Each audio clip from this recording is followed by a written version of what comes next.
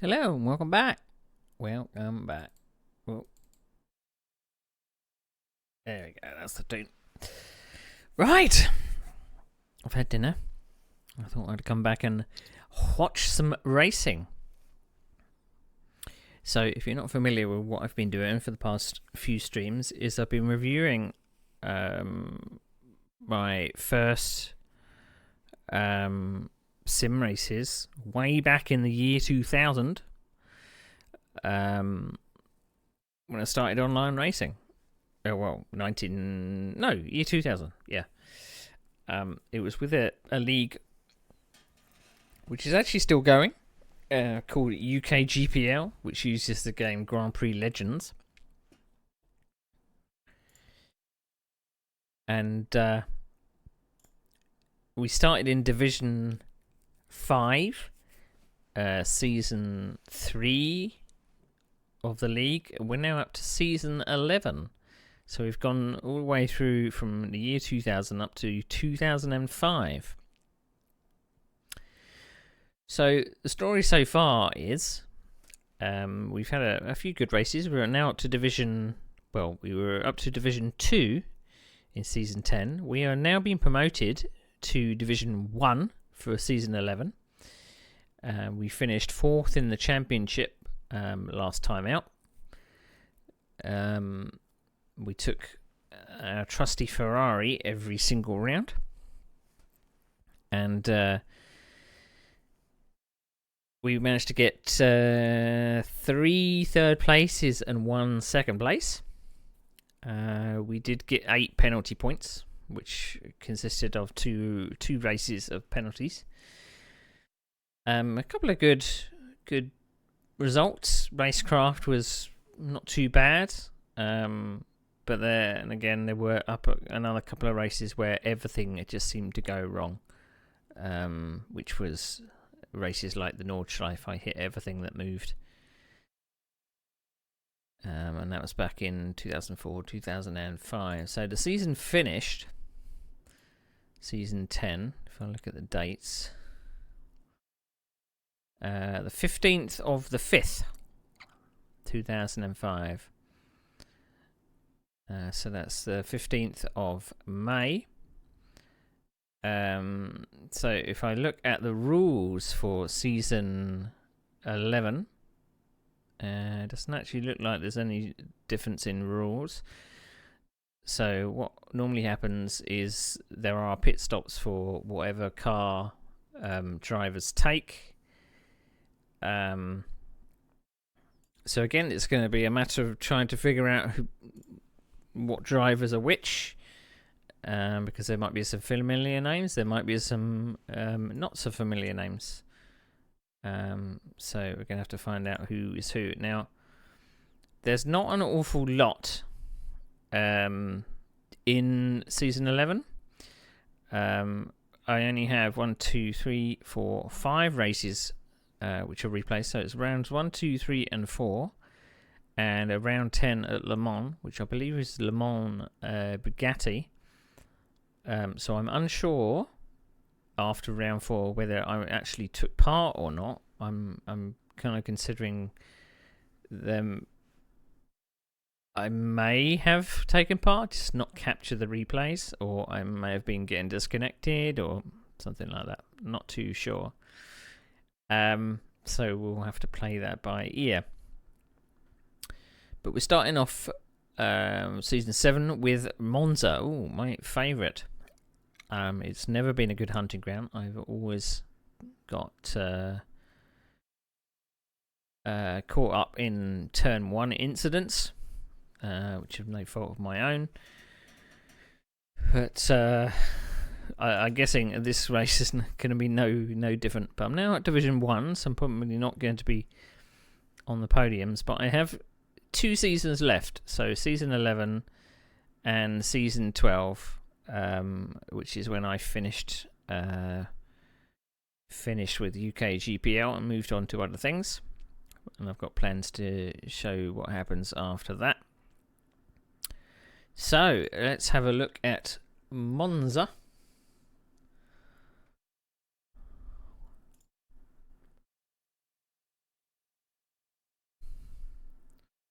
So I imagine I'm still in the Ferrari. I am still in the Ferrari.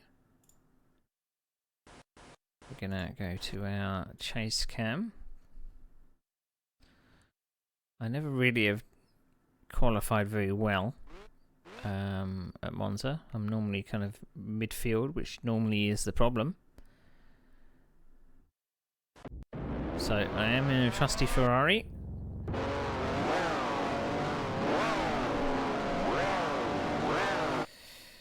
I might actually turn that down a touch. Okay, it's got a lot of disappearing drivers there.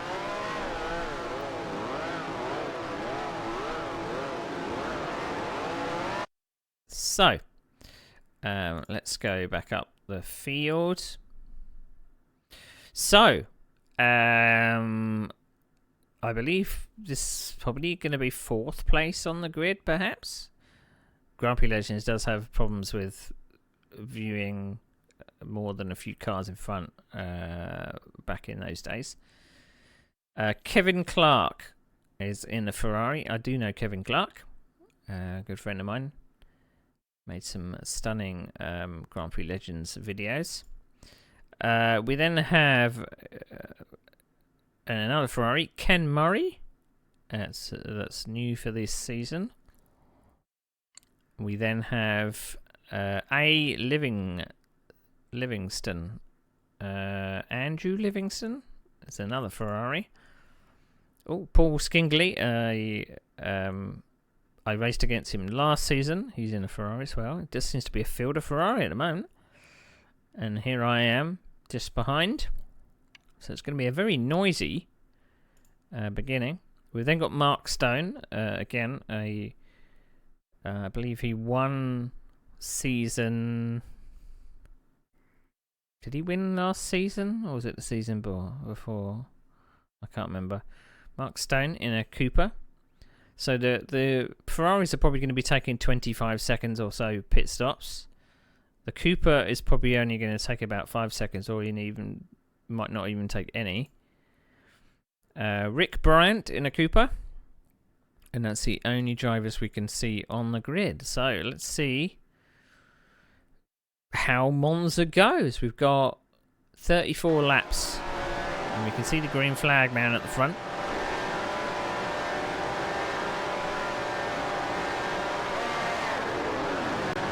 Pretty good start. We bogged down a little, letting the pack get away. We've been beaten off the line by both Coopers.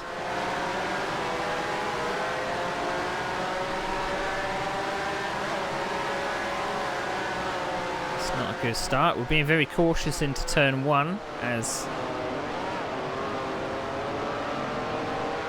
normal.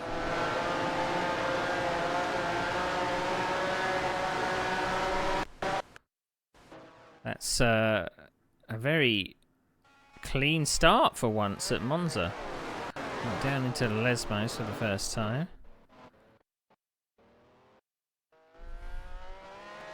We defended a bit. Right, we've got to catch these Coopers. Now, we left the grid in 8th. It just seems to be Ferraris versus Coopers for Monza. So we'll see if we can actually get Ferrari, Cooper, and then there's me. I am going to have a go up the inside. No, I'm not. I thought about it.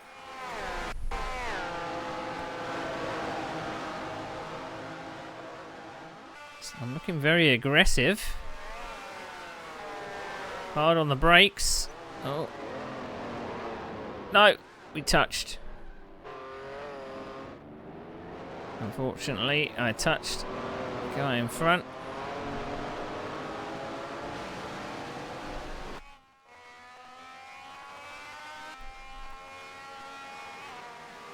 So that probably means I need to take a stop and go. So who was it that I punted off? I tried to come off the brakes, it looked like. So it probably means that Mark Stone is going to be was going to be very pissed off with me. I just couldn't slow it down. I had it I braked, locked up a little, locked up a little bit more, and Mark Stone just, well, I mean, Mark Stone couldn't really do anything, did he? Let's have a look at the on-board. So I've disappeared from his... so he brakes. You see a Ferrari. So you see the Ferrari disappear. So I think he goes a little bit wide, but probably not wide enough to allow me to make a mistake. I wonder, is he going to have to do a Shift R to reset his car? I think he does. So that wasn't a good start.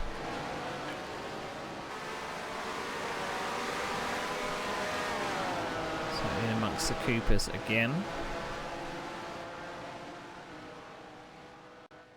So I'm going to be out of the pack anyway, because I'm probably going to have to take... I probably do take a stop and go.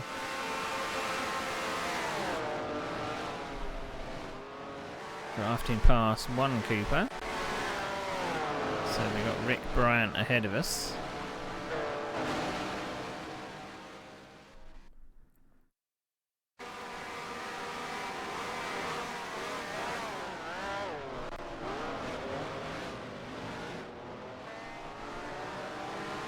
So now down to probably 9th place.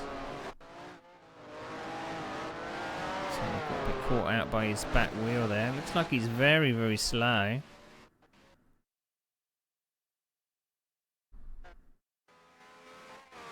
I'm just going to power pass using the horsepower of the Ferrari, but I'm going to have to pit anyway.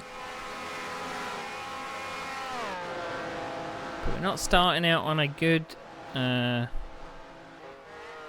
like a Lotus to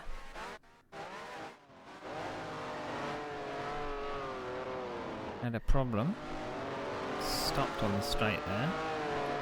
Right. Do we take a stop and go?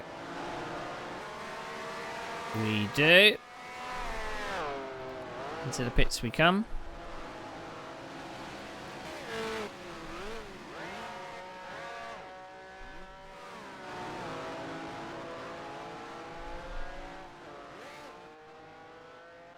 Well, at least we've not lost the pack.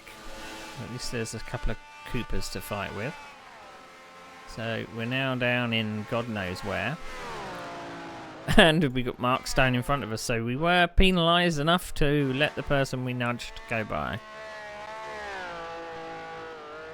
We penalised ourselves enough.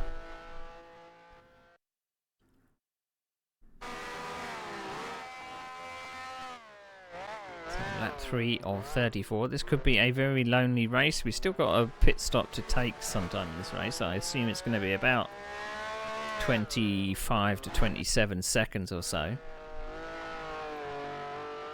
So the Coopers are going to have a whale of a time. I don't know who that is in the Lotus that's behind me. That's Neil Stratton behind me. I know Neil Stratton. He does some real life racing in I think it's a Toyota MR2 he did some racing.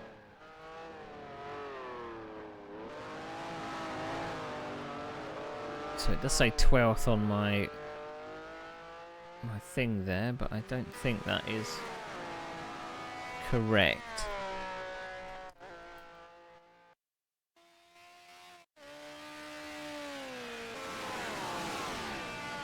I did actually see last time.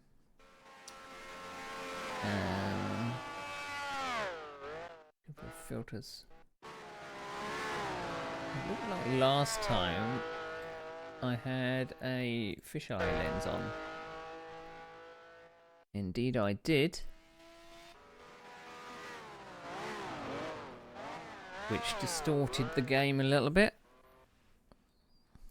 But now I've just turned it off, so didn't realise I actually had that on.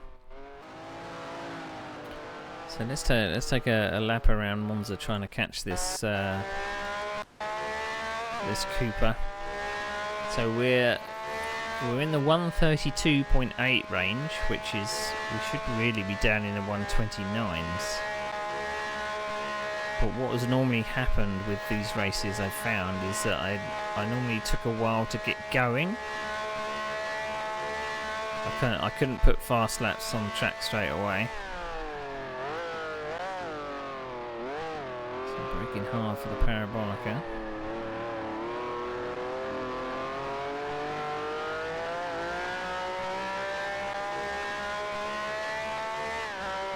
I never quite could feel like I could get the power down that early.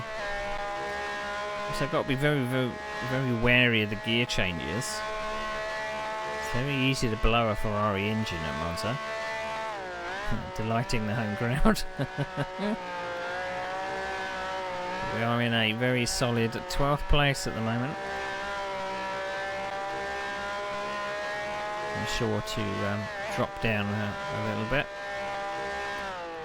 But the first race of the season, and I'm sure the moderator is going to give me a slap on the wrist. And probably quite rightly so, because I think I fully deserved the punishment. I outbraked myself and... Oh! That's Mark Stone's engine gone. Pop goes the Cooper.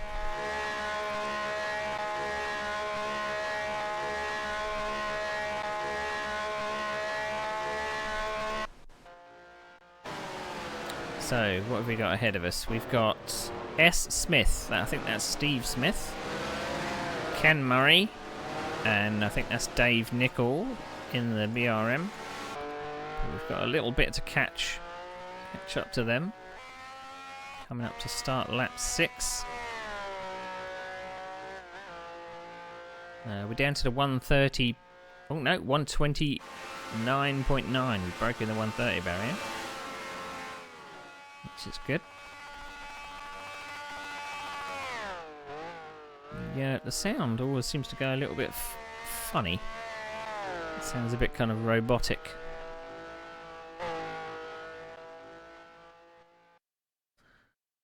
But it seems everyone around us is a slower car, so less pit stop time for them.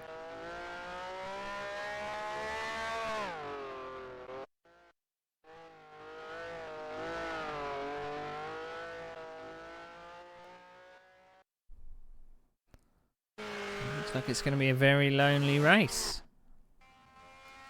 I mean, I was in a pack of Coopers at the start. I just happened to screw it up. So, we're now up to 11th place.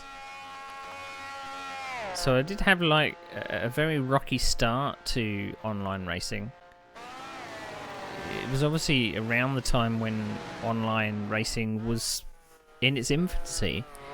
I mean, there wouldn't have been proper online racing unless third-party tools had come out for Grand Prix Legends back in the year 2000. And it kind of led to my big introduction to online racing games. I mean, I'd played what would maybe be considered the sim racing games of the late 90s, like F1GP and GP2, etc. If it had F1 cars in it, I wanted to drive it. And then this one came along on a cover disc of PC Gamer or whatever it was, and I was like, this is very interesting. So we're definitely getting closer to the pack. So, as I say, it started off very rocky. I was down in Division 5. You could kind of tell that all of the drivers were, a lot of them, very new to online racing in general. And bear this in mind, we were all racing on 15-inch, 17-inch monitors. there was no real widescreen back then, so vision was very limited. So what you see here is probably a bit more than we would have seen in real life. There was no crew chiefs, there was no UIs to tell you, you know, who was where. You just had to race as fast as possible and pay attention to your pit board. That was the way you did it. But I had a couple of good seasons. I think the highest I finished in a season so far is 3rd. From season 3 up until now. In season 11. Did have a couple of disagreements with a couple of drivers. There was a couple of seasons where I really didn't get along with the moderators. A couple of decisions went against me, particularly last season. And I mean, I think I had probably had the opinion.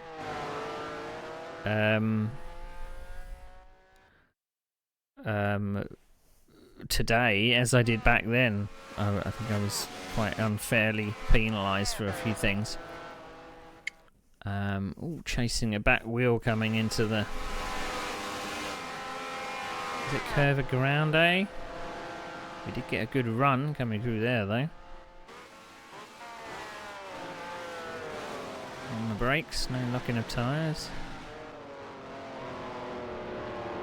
Good stuff. I believe I'm probably on a Logitech G25.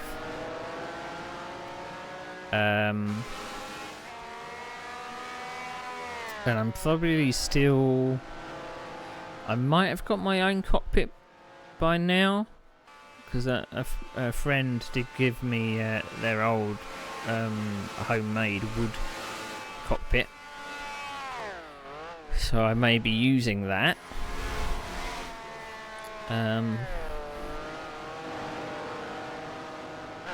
So yeah. So between like seasons 9, 10 and 11,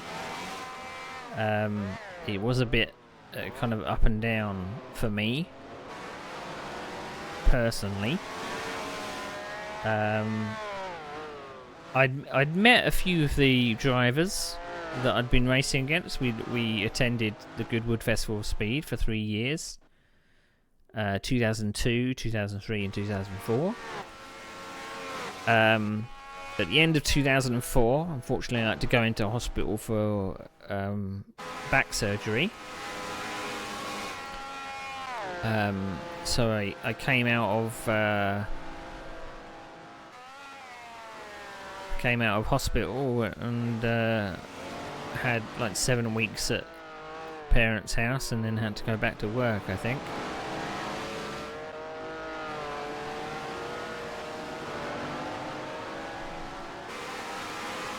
But we'll look at the date. I believe this is around the tail end of 2005.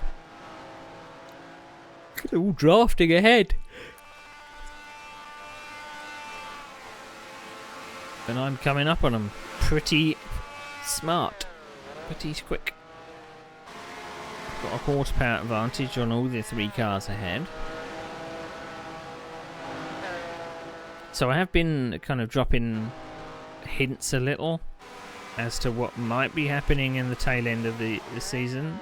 You know, I went into these races only knowing some vague details. Is that Rick going around? That is Rick Bryant going around. So we're now up to 9th place.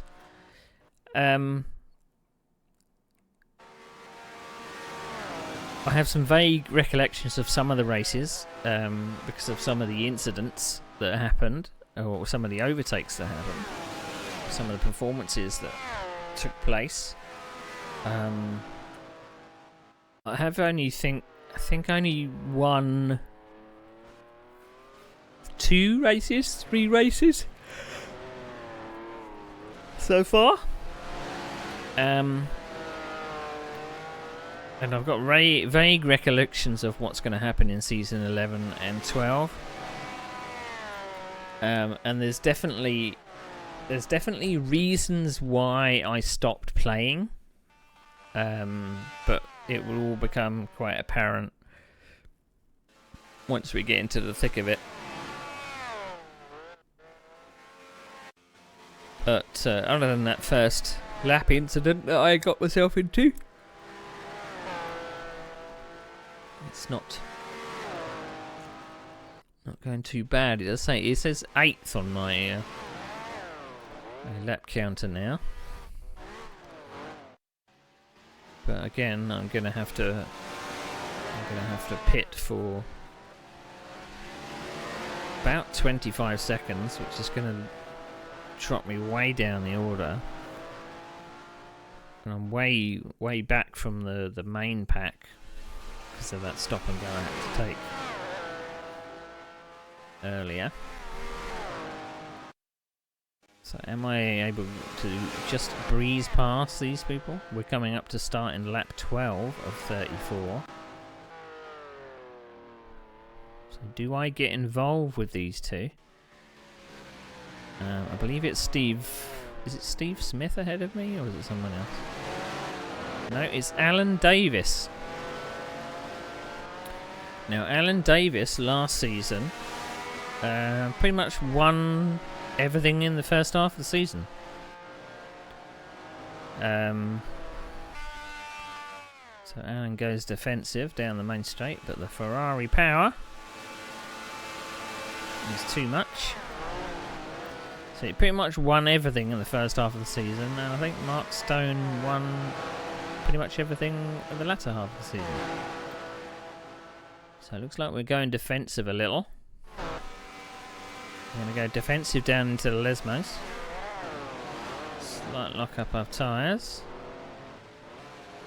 I should have enough horsepower to pull away. We're still around the 129 low 130s range. So that's now 7th place. But it's all a bit pointless because I'm going to go down the order.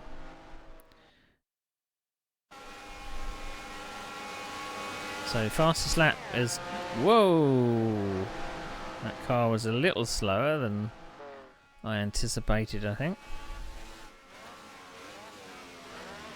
So the fastest lap of the race is a 128.6 done by, I believe that's Martin Gilmore. So that's Dave Nicol ahead. I think we were in the same season as him last time. I remember it being a Dave. I think I remember being stuck behind him for a significant amount of time, getting really frustrated.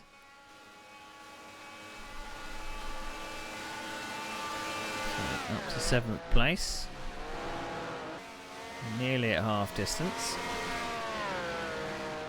So this BRM should be quite easy to pass because it's not the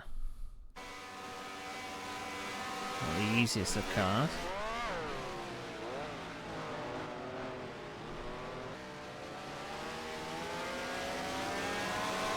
And the 60s layout of Monza is pretty simple on the face of it, but it does mean you need to nail every single exit onto these main straights to keep up the momentum, which I always seem to struggle with. I'm going to try and go up the inside. Oh, we thought best of that. I felt that was a bit tight. Are we going to try down into the braking zone? We are. Slight lock up, but we did release the brake, which is good. So I'm showing a bit of aggression. I mean, it's not as ragged as I was in the kind of the seasons before.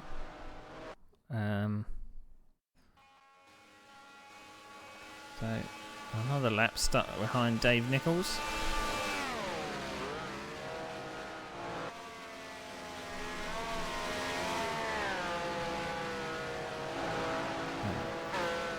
dropping a second a lap, being behind him. Can't outbrake him down into the Lesmos. Showing our nose though, but that probably drops us back. I mean, it's sometimes better to have like a... Whoa, round we go. Oh, look at that. What a save. What an absolute save. I must have just lit up the rear tyres coming out the second Lesmo there. But round we went. Oh, how close do you want to be to the car in front? You really are feeling spicy.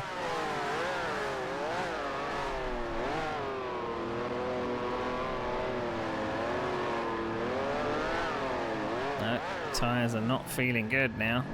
They're warm. Can't put any.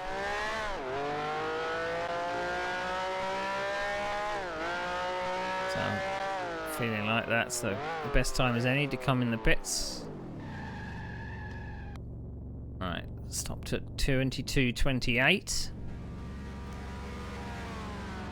Well, thankfully I've learned. Well, I was going to say learn not to rev my engine, but I just proved myself wrong.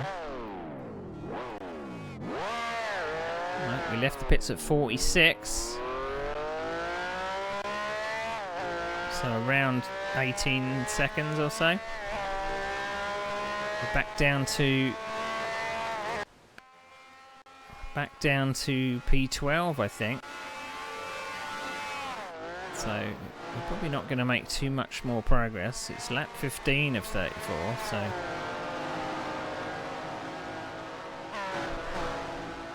Ooh, that Cooper was very close to that hedge. So who have we got battling behind? Oh, are we going to slow down? We did. We've got Martin Portman behind us.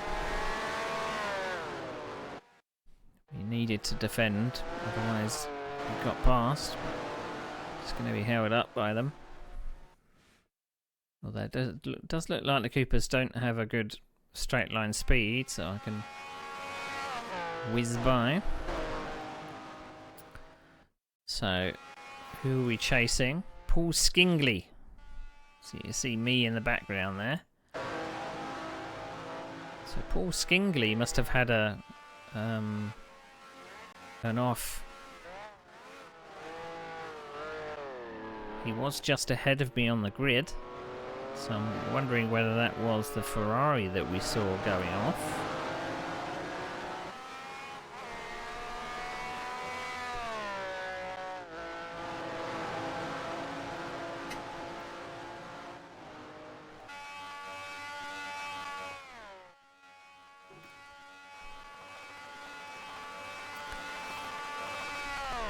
So, fastest lap of the race is now 1:28.4 by S. Strudwick. Now, I had a bit of a giggle last time out. Oh, looks like BRM's made a mistake. Had a bit of a giggle last season because Steve, I think it's Steve Strudwick. He was always very quick in lap time, but he always seemed to be very erratic. His racecraft wasn't very good, nor was his car control. So it was always a matter of time before you saw him binning it. But he did have a couple of good results. And whenever he was behind me, in particular, when I was watching, he was a certain driver that looked like... I'd describe them as... And I don't know if this is something I've made up or is it a term, but I call it the driver behind is chasing a car's back wheels. So it doesn't look like he's trying to find a way past, he's just trying to be as close as possible. and sometimes it just looks like a matter of time with the car body language that he's going to rear end you. So P11.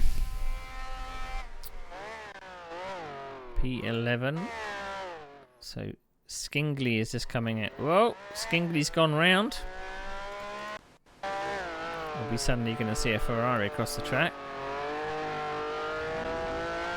No, that's a place for us. Paul Skingley always seems to have quite bad luck.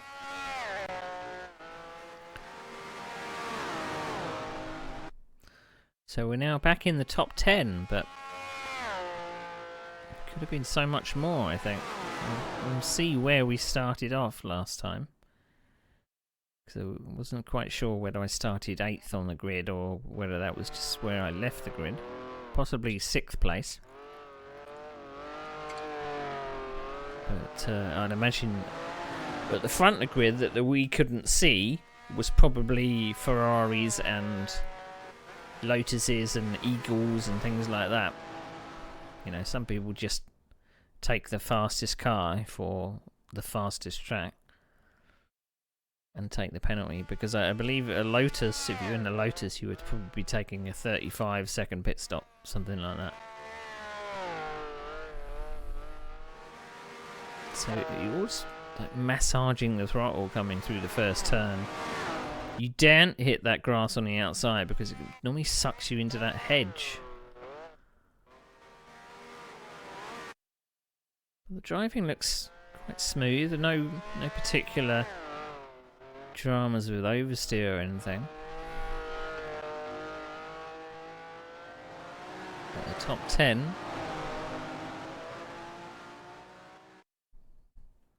I think the point. I can't remember whether the points just went down to the top 10 or not.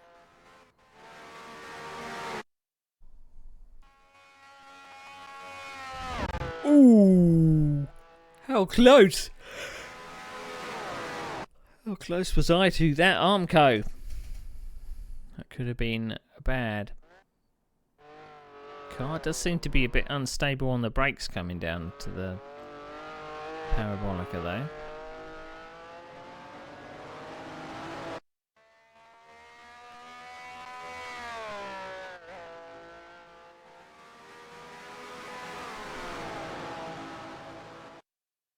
I'm kind of on me lonesome. 19 of 34. So Rick Bryant is the next car.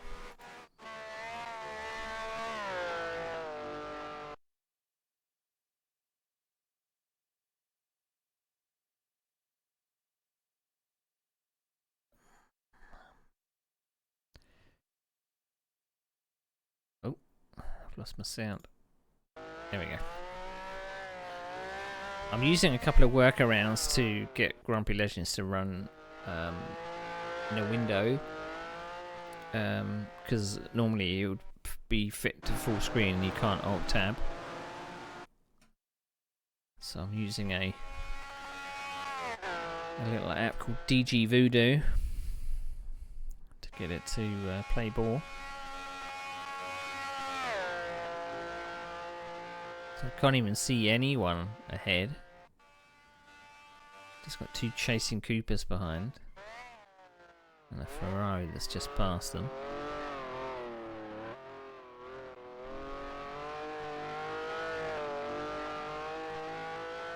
Quite a nice tight line out of that last corner.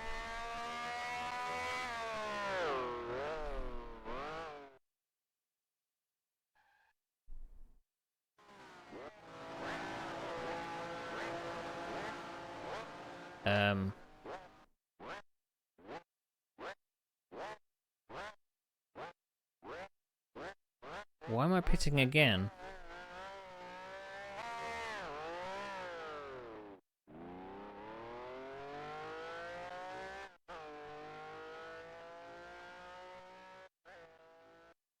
Why am I pitting again?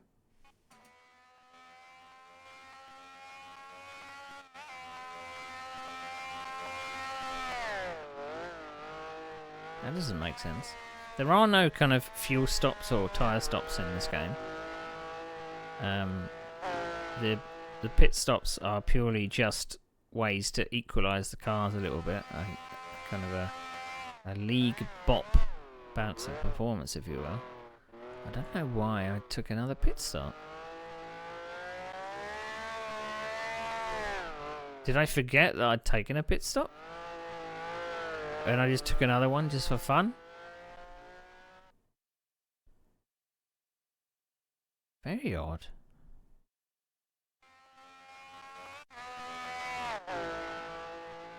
This has probably dropped me out of the top 10 now. Because it's not like you can refuel or anything. You can reset the car. I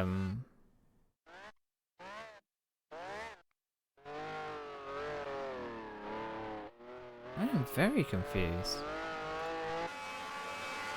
So those two Copas that were behind me are now in front of me. That's very odd. I'm wondering whether I just forgot that I'd already done a pit stop, so I did another one. I can't imagine that there is a 2 pit stop.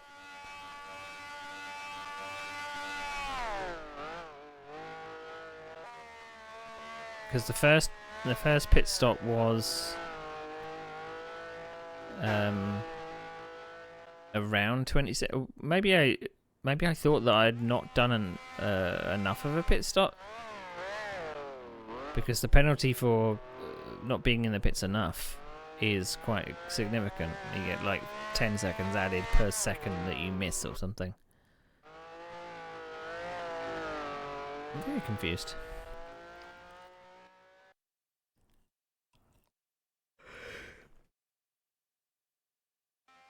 These races are going to be about around 40 minutes, I think. Oh, we're going a bit wide. Careful.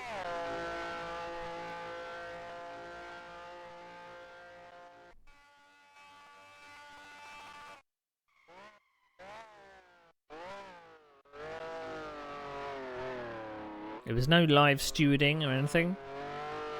So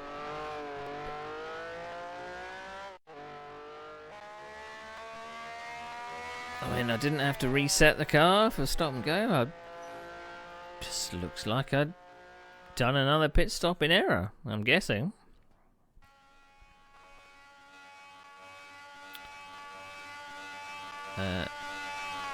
Mr. Gilmore, I believe that's Martin Gilmore, has now got the fastest lap of the race at 128.29.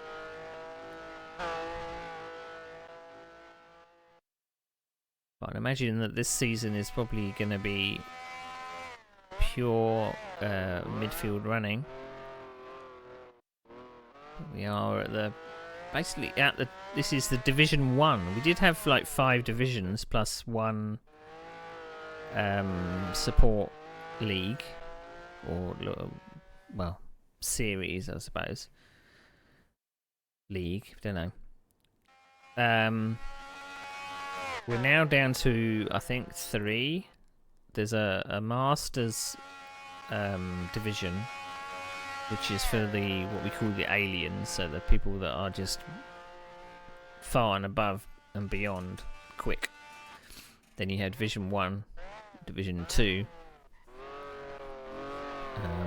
Obviously it was probably a drop in numbers. I mean, we'd solidly been racing from season 3 up until season 11. That's 5 years of racing.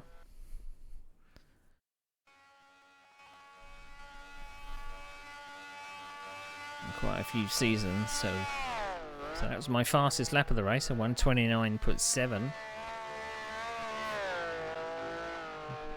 And that draft assisted. Oh, I was very lucky on that Armco. Very, very lucky.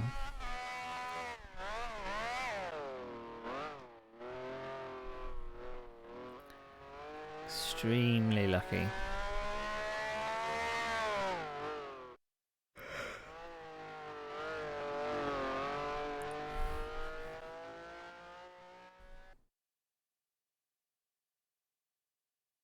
So I don't know how long I'd have that fisheye filter on my game capture. So it's probably been on for quite a significant amount of time, so a lot of my games had probably looked a bit kind of warped. Never really realised. Till I was looking at some of the VODs and I saw that the top and bottom letterbox were kind of a bit bendy rather than a straight line across it.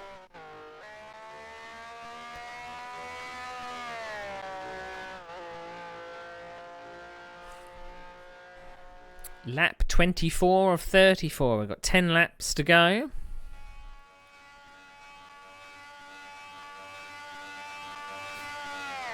Still no real close. So I'm going into turn 1. We've got those two Coopers going into turns 3 and 4. So whether or not I'll catch those Coopers by the end, I am not so sure. So those Coopers are doing 131.2. And I'm in the 130, so I'm catching them a second a lap. But I don't know how close in time. I can't even see them up straight there, so whether I'll see them when we come down the back straight, I don't know.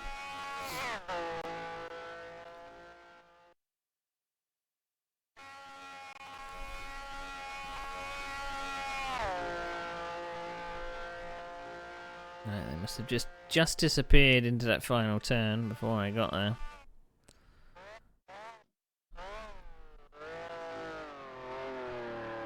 But it's a kind of a wonder how we actually raced with, you know, I mean, we had most of the time the game was fighting against us with what we could see ahead and behind for bandwidth reasons, or just the way the game was set up. Before third parties were able to figure out how to change it, you could only see like 4 cars ahead and two behind. So if there was a big incident and you arrived to it, you sometimes were unaware that there was cars spun. And I mean, we were using, you know, there was not really things like triple screens and stuff back then. So we were very limited in our FOV, if you will. And also the amount of information we had available was quite limited. Even kind of newer third-party utilities would only tell you like fastest lap time, previous lap time, position and stuff, because all you had was your pit board, and you would only know how far someone ahead was and who they were. You just had to really pay attention to the flags and stuff.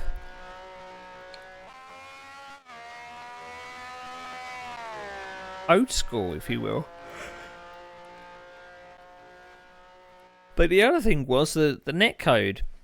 It's nowhere near as good as we've got it in other games today. You could be not even close to the car in front and it would suddenly explode in a ball of flame if you got close to another car. So racing wheel to wheel and having contact was just not a thing. You couldn't do it. You had to be very, very wary.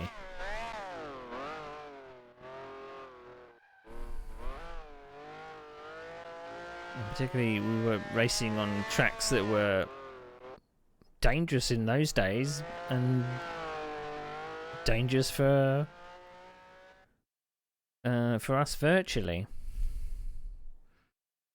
But there was no such thing as force feedback for this game, so most of us are running wheels with probably just a centering spring, and that was it. Later on third parties were able to figure out how to put force feedback in the game, but I wasn't able to get it going recently, because I'd recently reinstalled beforehand. Hello, Ben and Raiders.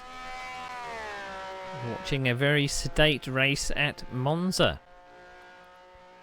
I saw you in your Lotus 79 at... Oh gosh, what was it? What was it?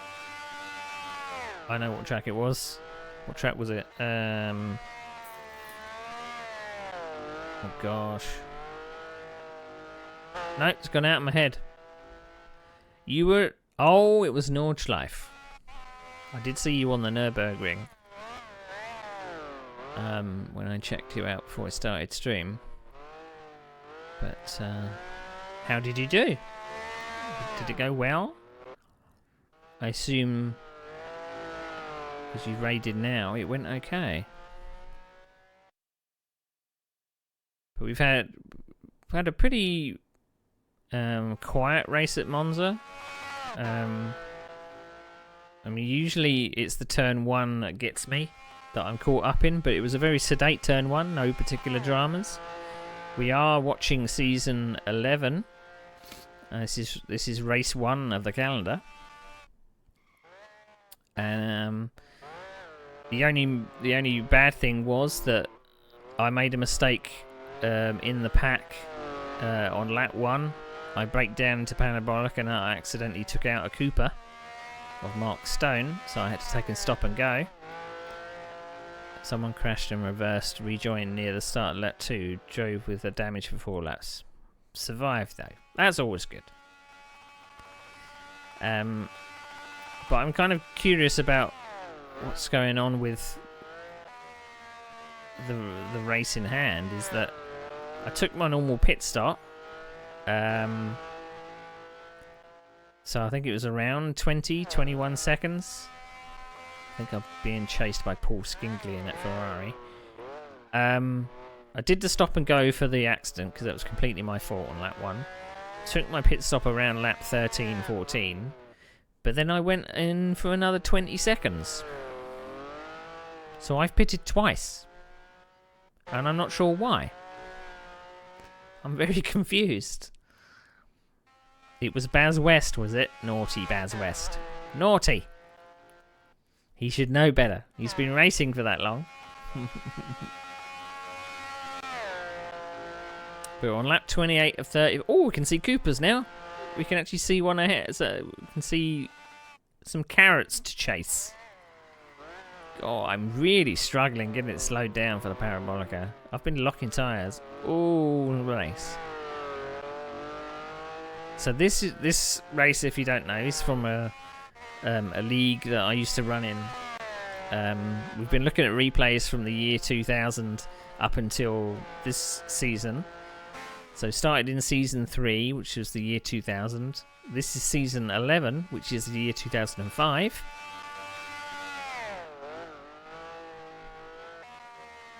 We've been promoted from Division 2 from last season up to Division 1. I believe there are only 2 divisions. There might be a Masters division above Division 1 and 2, but I'm in Division 1. Oh, we're locking brakes again. There was no such thing as flat spots in this game, thankfully. I would have tyres like 50p pieces by now. But it's been a very lonely race. We encountered a couple of Coopers, we passed them, took our pit stop, and then it's just been lapping on our own. But I don't know why. So we're going to get a slap on the wrist from the... Oh, that's a Cooper off. So we are in P11, so I don't know if I'm going to be there in time to grab that permission. Oh, there he is. So who is that? That could be Rick Bryant. It is. So we've got four laps to pass a Cooper, which should be quite easy.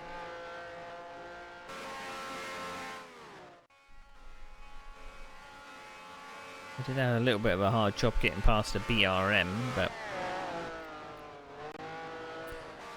But we've the replays I have available for season 11 are rounds 1, 2, 3, and 4, and then there's a big gap, and then I've got round 10, which is at Le Mans, which I've got to download. I don't know. I'm gonna have to find out if I can find the version that we use. So I believe it's going to be Le Mans Bugatti. I can't remember. I can't think that we.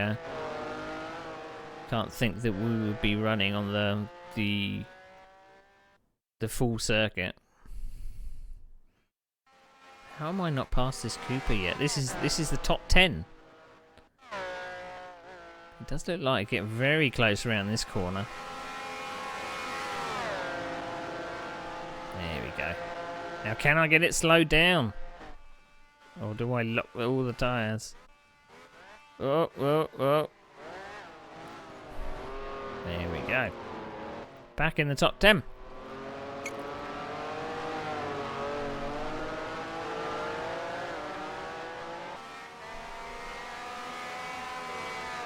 And that Cooper doesn't really have a hope in hell of sticking with me down the straight.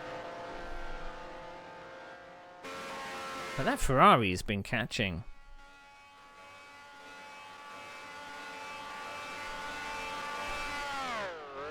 So are we about to have a sting in the tail? We have had a couple of spins, all of our own accord. We lit up the rear tyres coming out the final corner, and we did the same coming out of Lesmo too. We just got the rears spinning too much. We overheated them.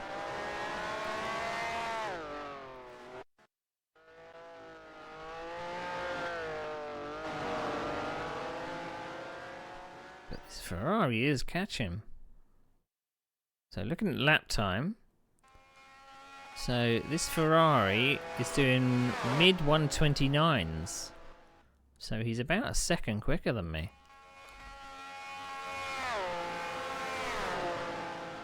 So is this Ferrari about to oh.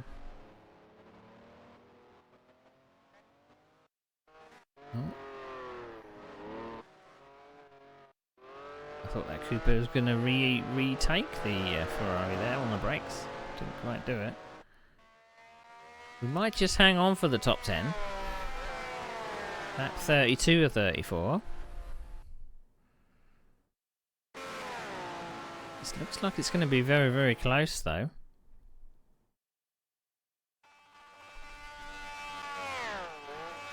And I have upped my pace a little, because my fastest lap time was a 1:29.5. I just done a 1:29.8. So I imagine that I saw a Ferrari in my mirrors, and that gave me the hurry up. Oh! Very good on the brakes this season.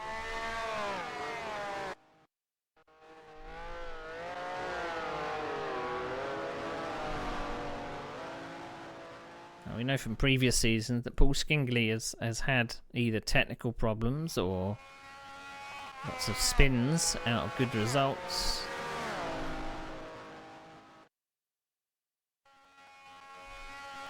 But we have been close on track on a number of occasions.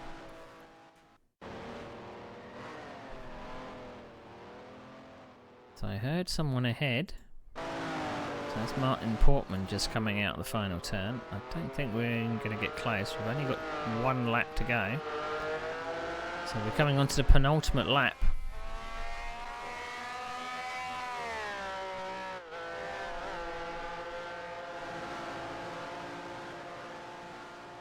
It was a bit of a Ferrari fest in where I was at the start. I was surrounded by Ferraris. I didn't get a very good launch off the line. I actually got out-launched by two Coopers. And I was kind of in a bunch of those on the first lap, which is when I accidentally came down to the last corner, locked my brakes a little, and I just drifted wide into Mark Stone. So I imagine the moderator's going to be Taking a dim view of that. I did take stop and go as penance.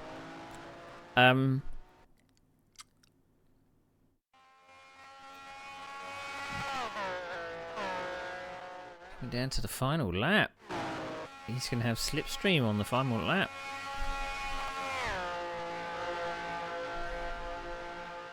Gosh, there is a gaggle of cars up ahead. It's a pity I had those spins. I would have been right there with them.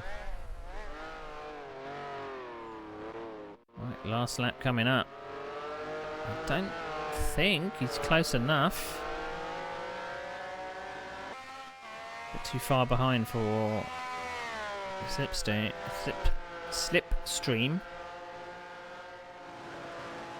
We'll see.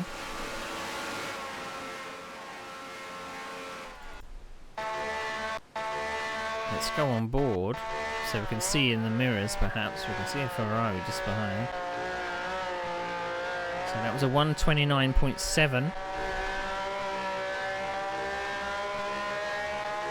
So experience would tell me that I don't think he would catch me at the end of the lap.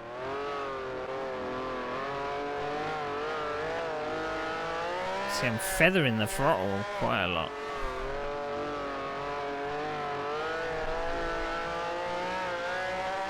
Paul does look a bit ragged in the mirrors.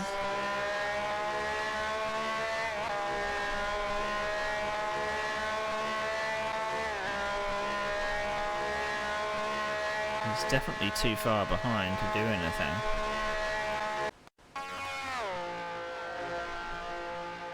Look at all those cars up there. I could have been in it amongst those. Oh. Don't screw it up now.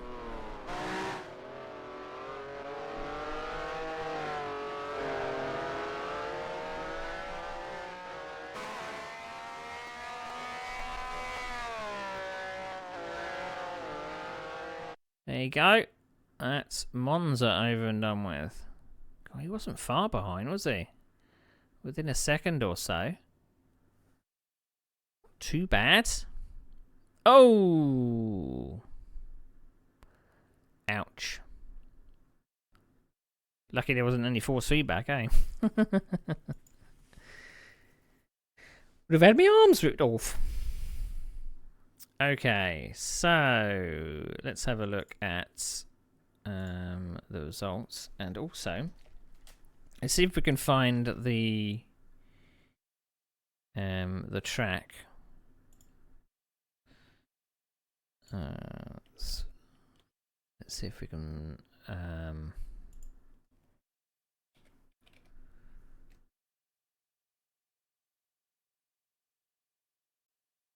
so it was Le Mans. Let's see how many Le Mans are going to be. Right, Le Mans Bugatti. So that came out in the year 2000. You got one that came out in 2001. There's two of them.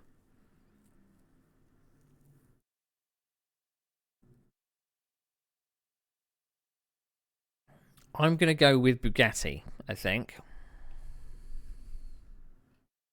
I can't think that we did Lasarth.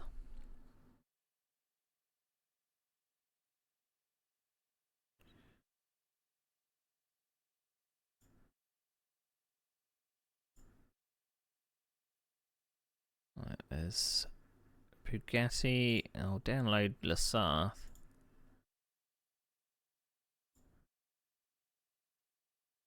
But I can't think that...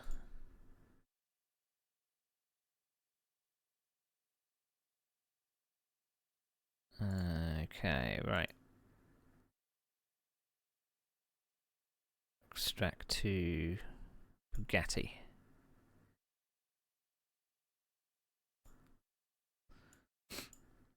Track install.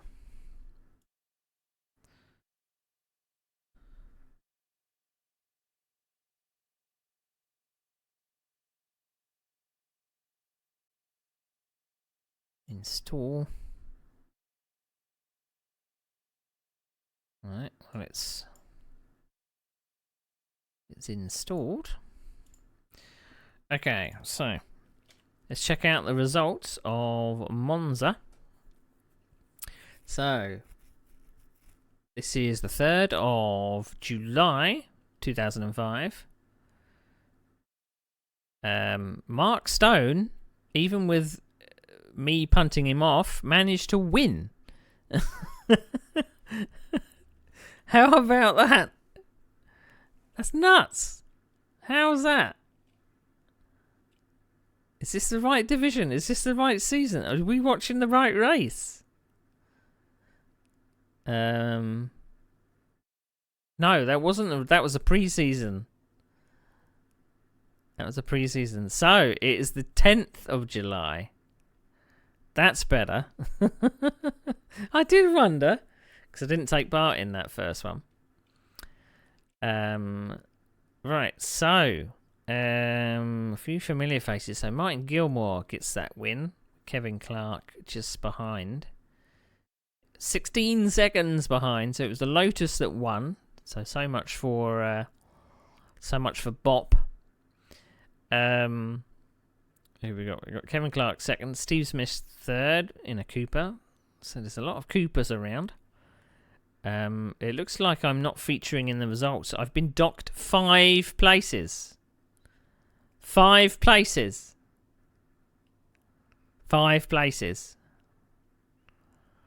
This is a good start. So we started 8th. And we ended 12th. Let's see what the moderator has to say.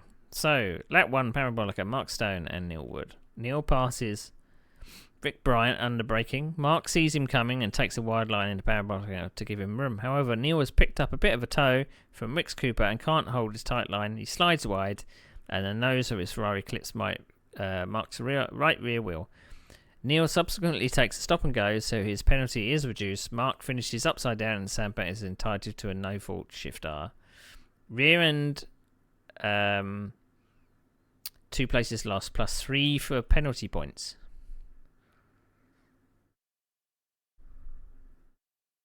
Okay, so why am I plus 5? What did I do? Why am I plus 5? How have I lost 5 places when it only says 2 in the plus 3 for penalty? Are they rolling over the penalty points from last season? Is that what it is? Wow. Okay. Is that how it's going to be, is it? I'm screwed then. Because I picked up 8 penalty points from last season. Okay. This is not going to be good for the rest of the season. I mean, I wasn't going to score any points, was I? So, right, let's see if it picked up the track. It didn't, so it's probably Lasarth then. It wasn't Bugatti. I'm just going to double check whether... Let's have a look at the game folder. So Bugatti. Nope.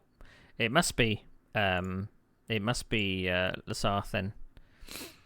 Okay, now Watkins Glen is the next one. Now I normally preface this and say I usually do well at Watkins Glen. But with that start at Monza being given a 5-place penalty for one turn 1 in one lap 1 incident, yeah, it's a bit harsh, I think.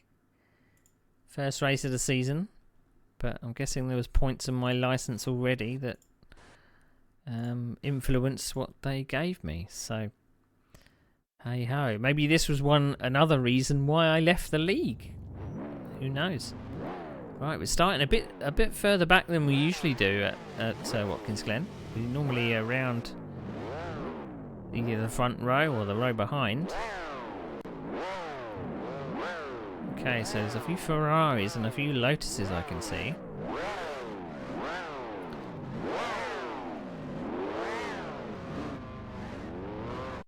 What I haven't done is I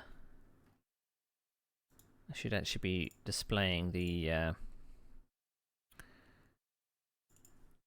title so you can see what's what. So this is round 2.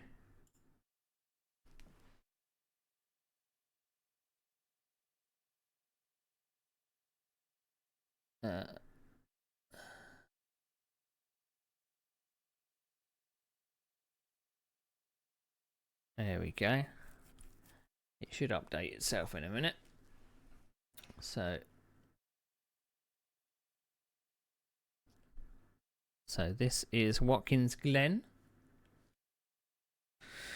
Right, let's see who we got ahead of us. There's probably one person ahead, or probably even 2 people ahead. So Steve Strudwick in an Eagle. So if we can stay out with them, we've got a chance. Got Kevin Clark in a Ferrari. We've got Alan Davis in a Lotus. We've also got Neil Stratton in a Lotus, and then we got me behind, and then we got Ken Murray behind me, and then A. Livingston, whoever A. Livingston is.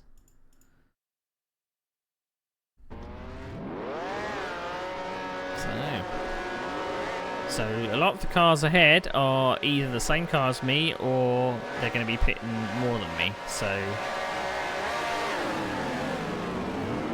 not too much wheel spin, but we did bog down. Looks like someone lagged out in front. Whoa, we just held on to that.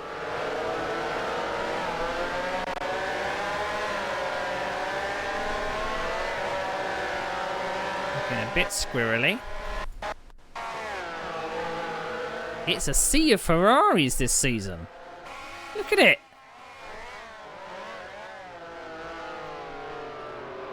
Right, so who we got behind? It is G. Brigsley, whoever that is. So I think we've left the line in 7th place.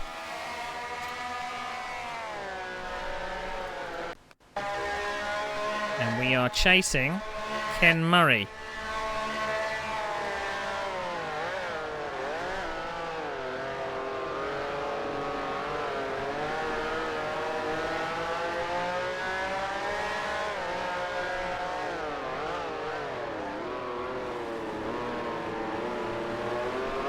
So we're looking for 106s or even 105s this race. First lap 111. A bit wide in turn 1.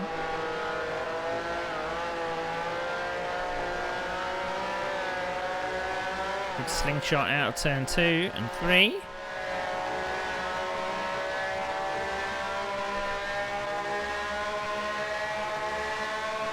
Slipstream is working. Not quite close enough. Oh, that's an Eagle that's off. Is that Stephen Strudwick? Is that Stephen Strudwick?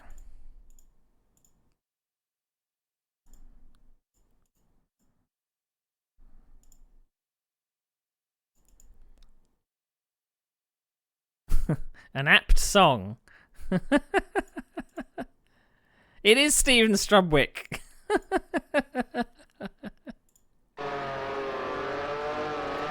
I didn't queue up this song, but that was well timed. So Stephen Strudwick strikes again.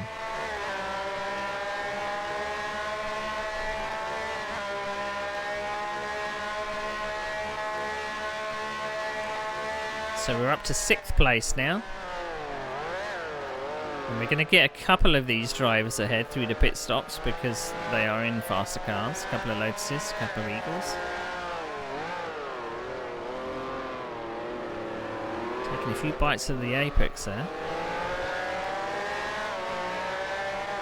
107. Well, it's taking a while to get going. I don't know if this guy ahead of... I don't know if Ken Murray is slowing us down per se, but we haven't quite got into our rhythm yet. That's a better exit out of turn 3 though.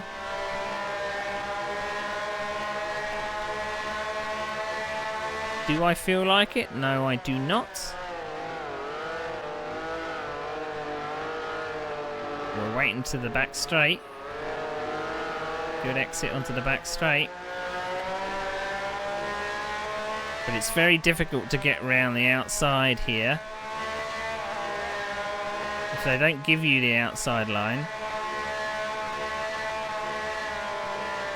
I don't think outbraking is really a possibility.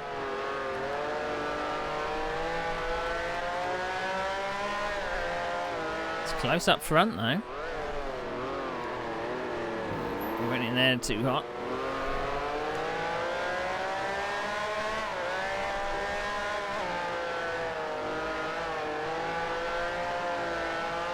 We don't seem at all comfortable.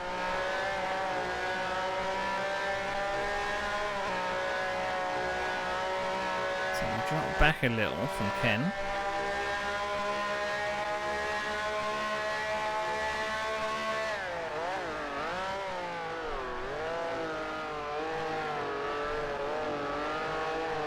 Oh, that's a Lotus gone around. That works to our advantage. We're now in the top 5.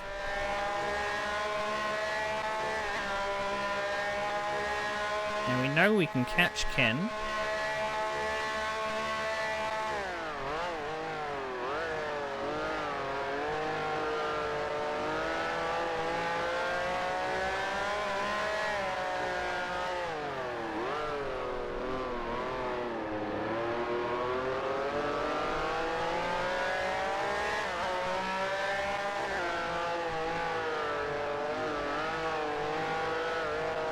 We are using a bit of a higher gear for turn 1. I don't know if that's by mistake or whether we decided against going down to first.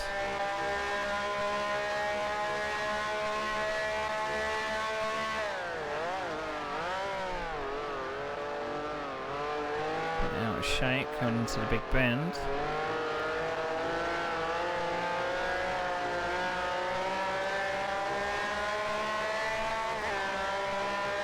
We take a very, very wide line coming in here.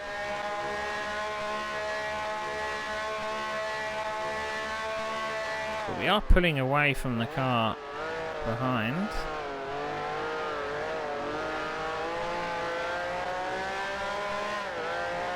I imagine that the pits are going to be quite cramped. Again, we're too hot into the last turn.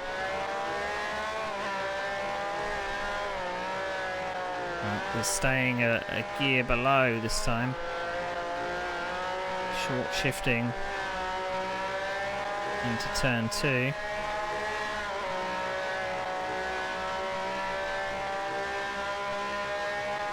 So we are down to the 106s now.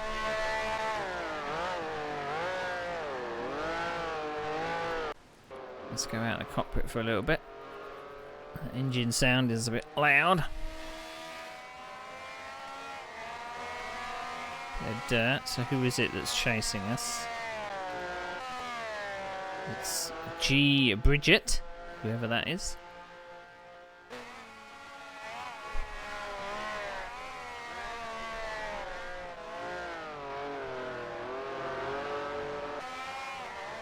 There seems to be a sea of Ferraris.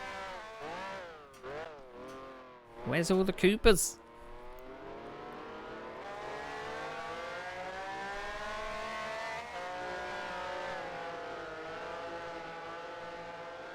A little annoying that I had my chances early on in the race to breeze up onto the back of Ken Murray, but I didn't. I decided against taking a stab up the inside over that crest here. It's a lap 7 of it's a 46 lap race because it's such a short lap.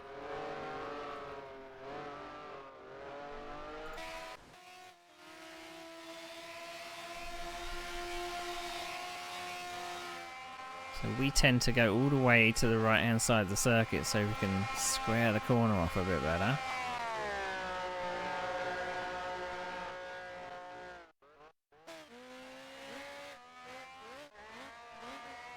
So Can't quite keep the nose in. It's a better final turn though, for once. Are we going to be slowed down by that guy in our mirror though?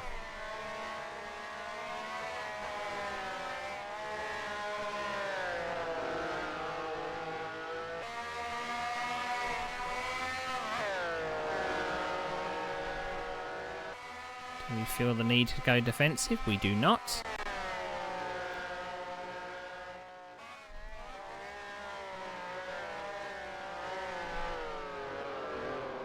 Also at this point in time as well, 2005, I believe I'm probably running concurrent Grand Prix Legends leagues. So it was like a contingent of the drivers that were in the league that decided to go out on their own and make their own with their own rules and stuff. I do have some replays from about 2005, something like that. So I wonder whether that was a reason why I may not have the replays for that amount of time. I don't know if there would have been like clashes in calendar or anything like that. Looks like getting a little bit closer. Ken might have slowed down a bit. We've got wisps of the draft again. We do take a little bit of a tight line coming through there. I think I scared myself. Thought I was going to head off to the undergrowth. I'm now in the low 106s. I'm getting faster. And we're dropping the car behind as well.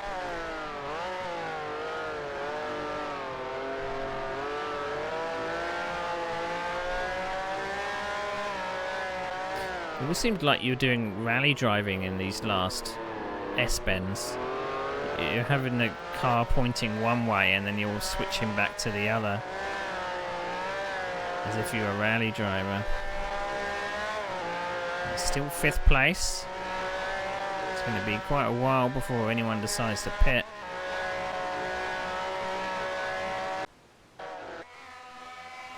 It's still a bunch of us. Us 3 all together.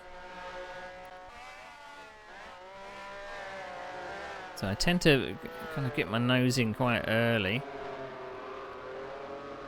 Because drifting wide is a bad. Again, over to the right hand side.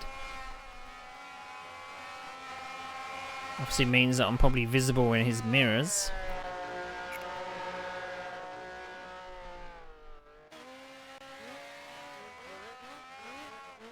Seem to be running wide at that turn though. I managed to get the nose in for the last turn, which is good.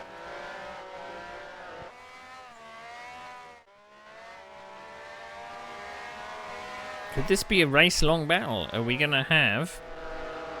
Ooh! That looked a bit closer than I wanted to be. Are we going to be battling for 30 laps? I don't know what's going to happen in the pit stops. Slight lock of tyres coming into the big bend.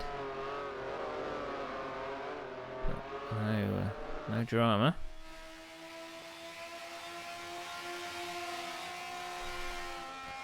I don't know why I don't grab some draft.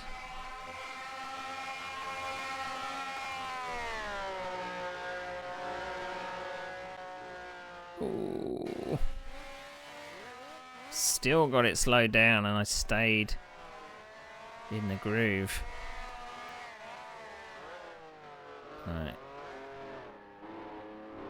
Are we going to be able to push Ken into a mistake?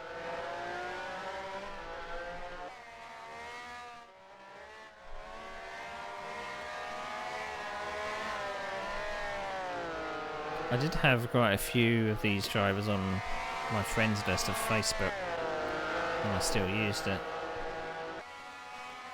There we go. So we're close enough to be an issue to Ken. But it's not a good opportunity coming into that bend. It's the back straight which is the hard part.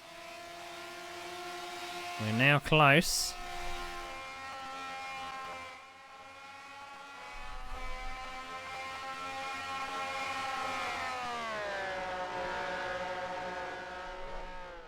Oh!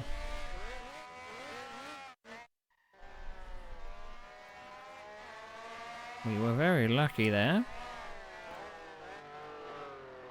Just tapping a little bit of Armco, no harm done. That means we've dropped back a little from Ken. We were getting close. As long as you can kind of take a glancing blow to the Armco, then it's okay. But that car behind is close as it's ever gotten. But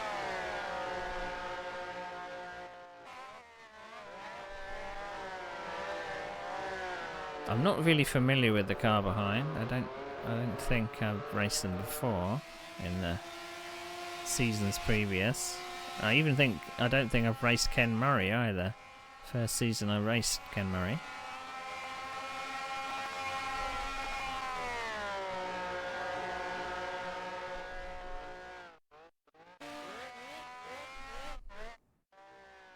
Still looking at those tyres. I mean, not that it matters, but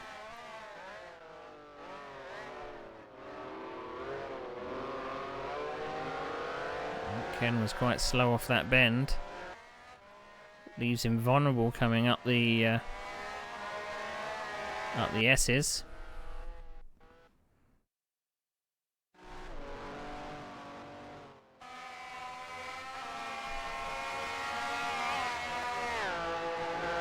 Not quite close enough to do anything about it.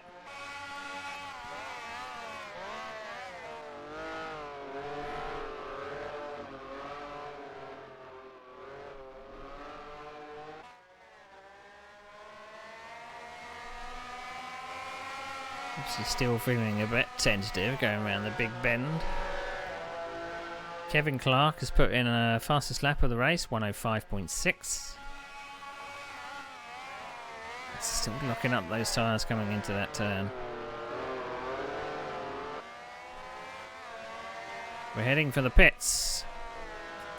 We've decided that it's best to get out from behind this car. Stopped at 16:25. So I imagine that we're going to leave at 16:50. That's 16:40. That must have been a 23-second pit stop.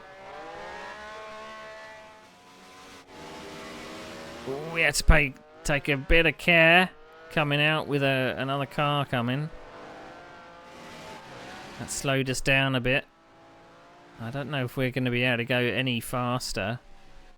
Now we're not behind that other car. Dropped down to 12th place. Lap 15 of 46. Is there 2 pit stops in these races? There was no mention of it in the moderator's report. Maybe there is, because it is a long race. It's 46 laps. Maybe there are 2 pit stops. Because we're now up to Division 1. So I don't quite know the rules. Right, who are we chasing? Is this Dave Nichols again? No, this is Clive Loynes. The annoying Clive Loynes.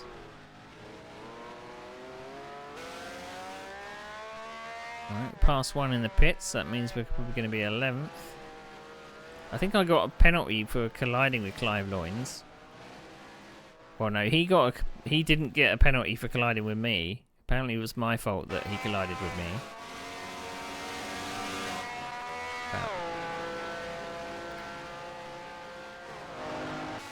So we'll see whether there are double pit stops in this race too. Because that's about third race distance.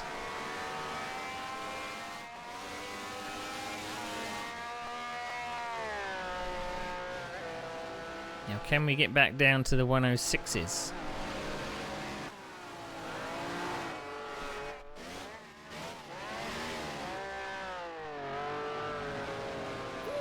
Ooh.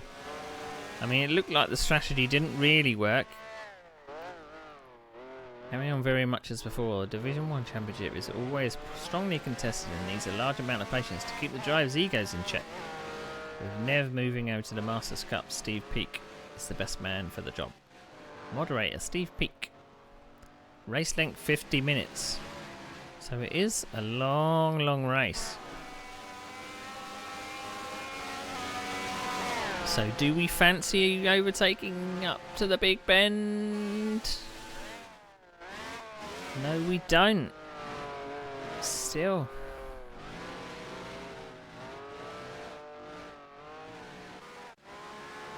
That BRM is slow out of the corner. Can we get round all the way around the outside? Yeah. Okay. Progress. That should be P9. Doesn't say anything about double pit stops. Int damage. Any shifter must be followed by stop and go in the pits within 2 laps or make a 15-second time penalty.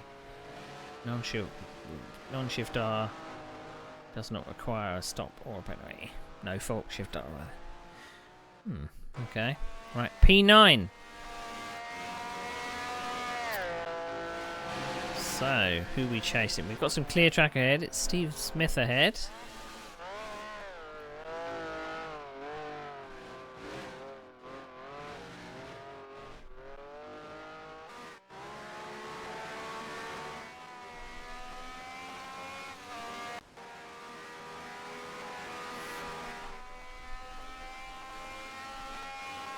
So we did do a 105.9. That must have been very briefly. God, the tail's wagging. Just got it stopped before we hit the grass.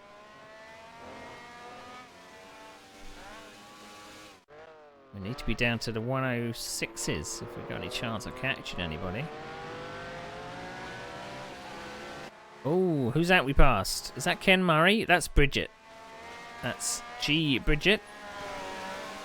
That worked out beautifully.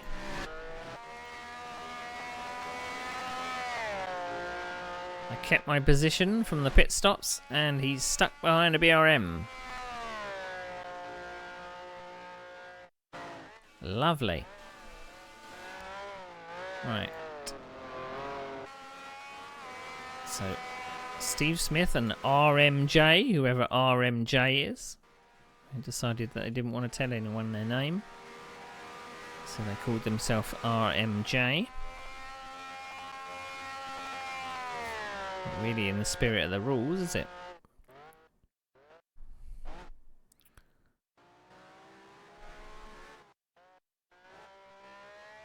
I mean, that Cooper shouldn't really be too bad to get past. P8.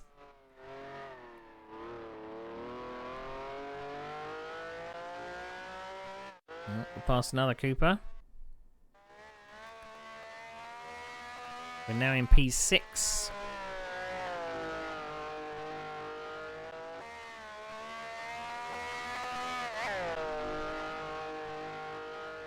So who are we chasing now? A. Livingston.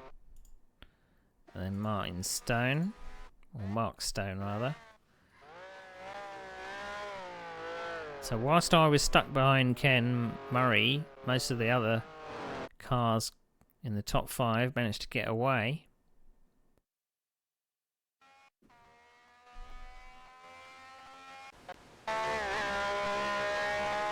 Can't see anyone behind. I can't see anyone in front either.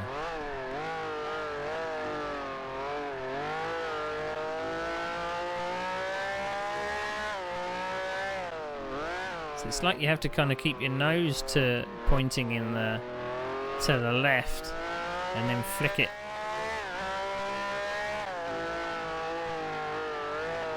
I'm a bit indecisive about what gear I want to be in turn 1.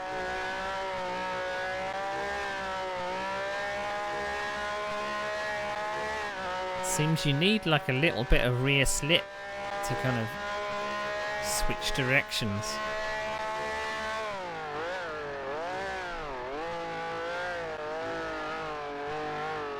Oh, I can see your car.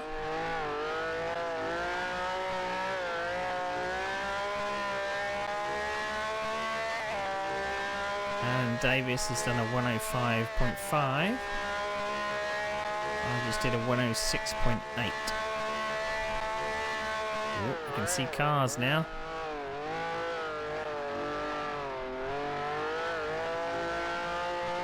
The top 5 beckons. Hopefully this makes up for the Monza disaster.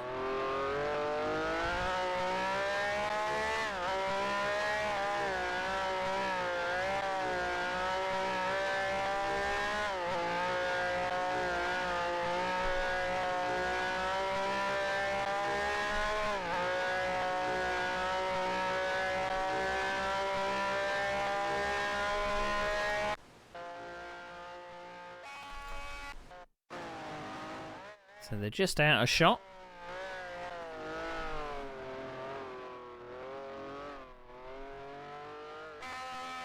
There they are.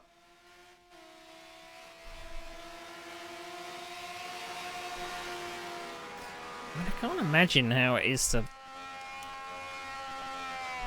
drive with just having a little bit of centering spring on the wheel. It just boggles the mind. But we managed to do it.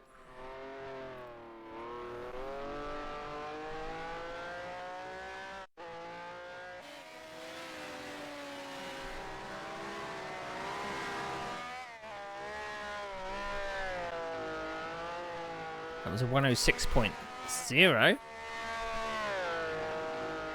Nearly matched our fastest lap of the race.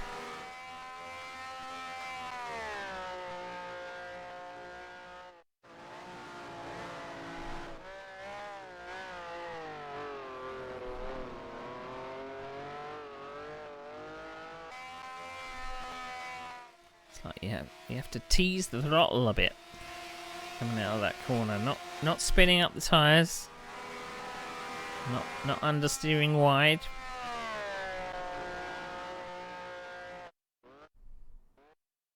Definitely catching.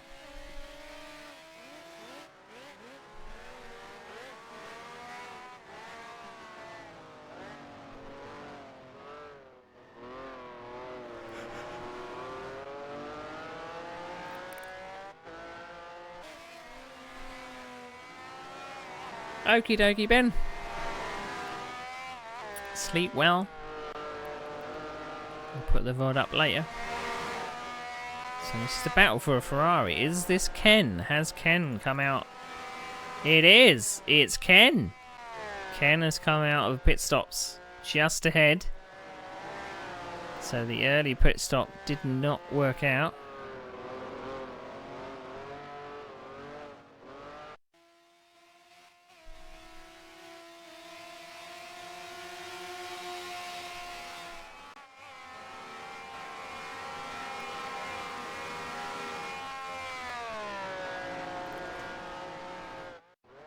Right, we're close. Where are we going to get past this Cooper? Is it going to be the front straight? Is it going to be the back straight? I mean, the horsepower of the Ferrari is just going to breeze past it. I don't think we want to overtake into Big Bend. Slight touch of the curb there. Get a greatest exit out of 2.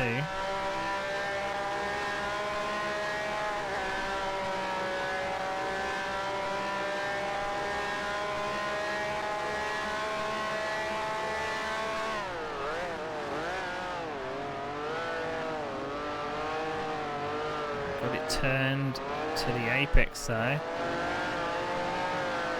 Understeer wide a little. Right, staying mid-track, which gives us the inside. Did he just let us by?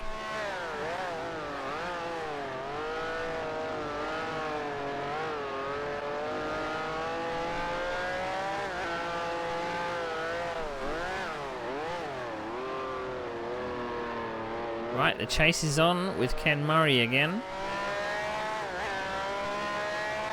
Battle is resumed.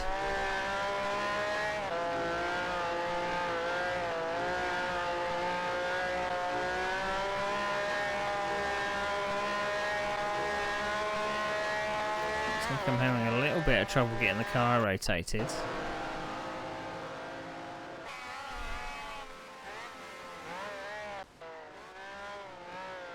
Lap 26 of 46. Still in 5th place.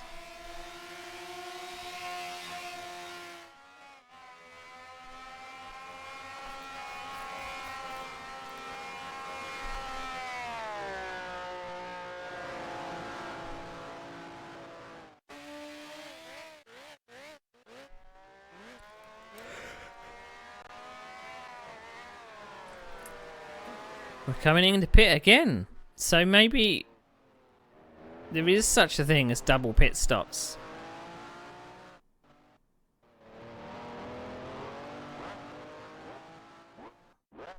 So we're pitting for...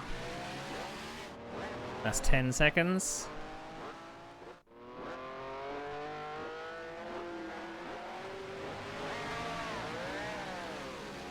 Like 18 seconds, I think.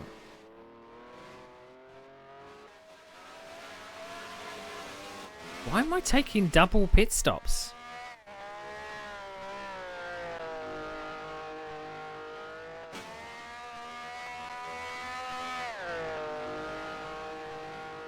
Because I'm now down to 12th place.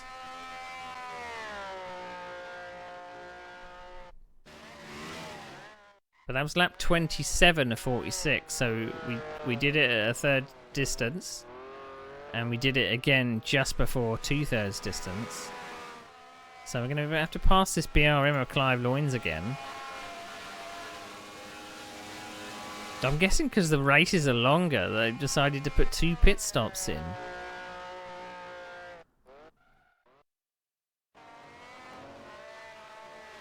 Bit frustrating, but...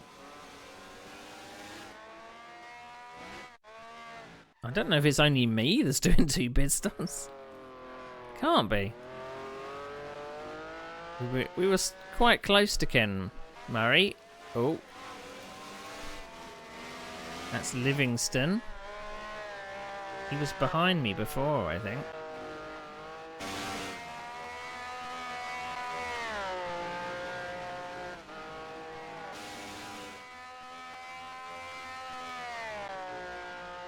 They didn't say anything in the rules about a double pit stop, but...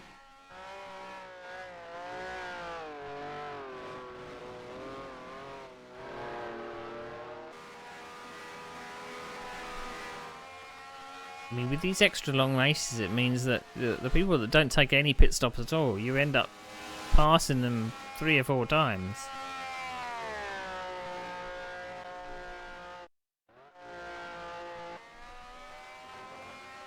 Ooh, we just got it slowed down.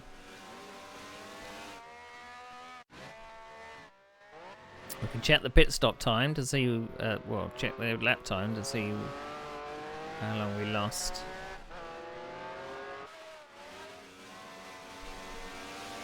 This is 106. It didn't show me how long I lost. Maybe I forgot a lap. I'm tired. Down to P12. Still a third of the race to go. We got knocked down to P12 because of balance of performance, I guess.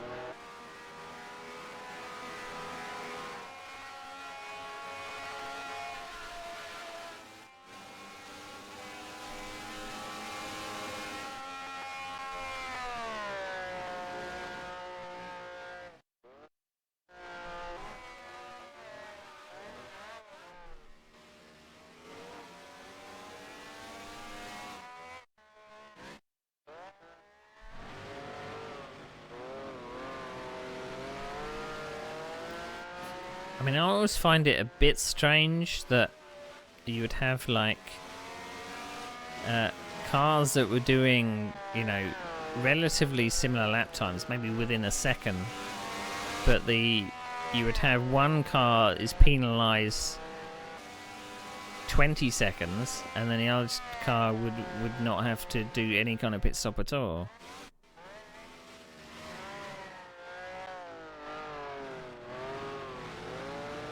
So that guy ahead is making a few mistakes. Whoa! Why am I not in the slipstream? Seems a little bit of an error on my part.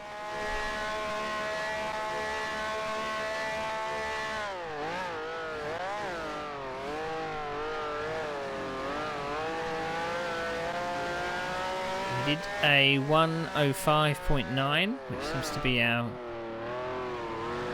what our fastest is.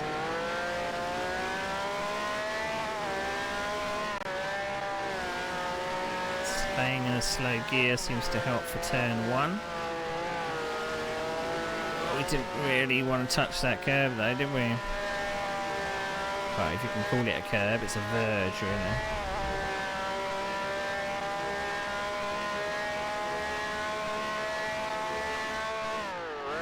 I mean, we should have the horsepower on the BRM ahead. See, we can cape our nose in, but they can't. We are understeering badly. Can't get the thing turned.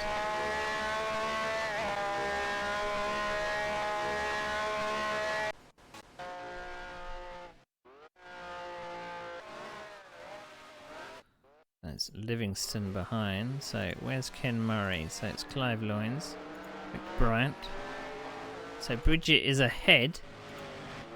Because of my pit stop, he's now ahead of me.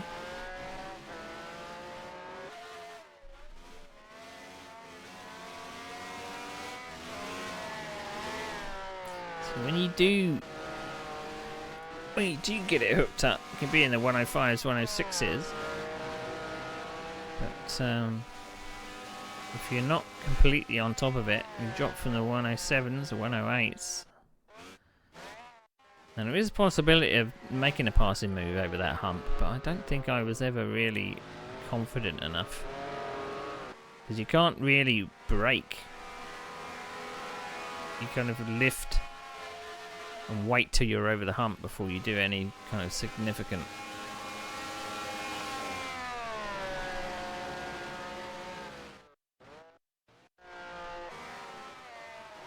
We put him off. We put him off.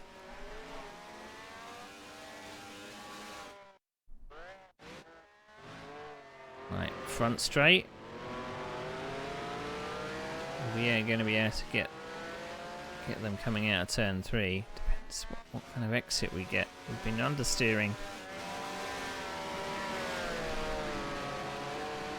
dramatically. Good exit though. Not close enough.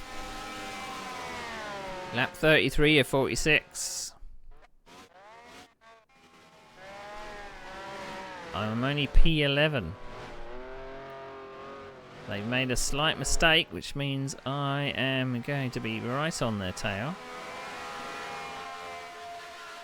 Gonna have to go right the way around the outside again. I think I did this on this BRM last time. Don't hit that dirt. Oh! Not comfortable on the brakes. I didn't feel like sending it up the inside then. That was very strange. Maybe I'd scared myself because I was so close to the edge of the verge.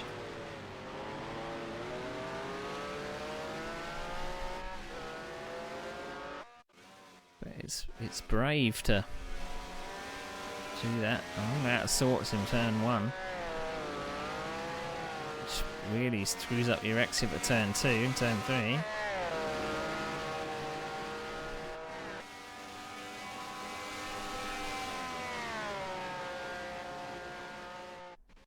I'm up to P10 now.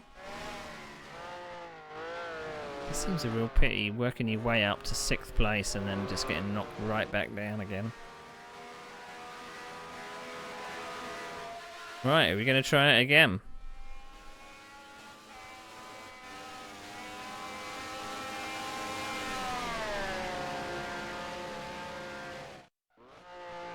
Still don't feel like sending it. They're kind of wobbling around the centre of the track, and I feel like it's quite dangerous to get a slingshot. Have we pushed them into a mistake?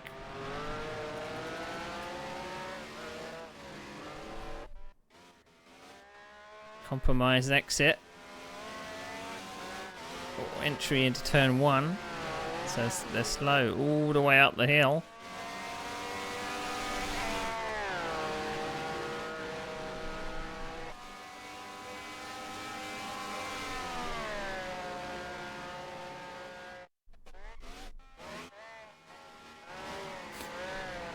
Clive Lawins is really starting to get on my nerves.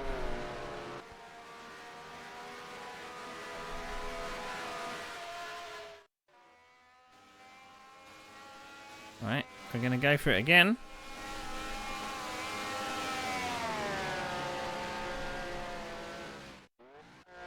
Still haven't got the overlap.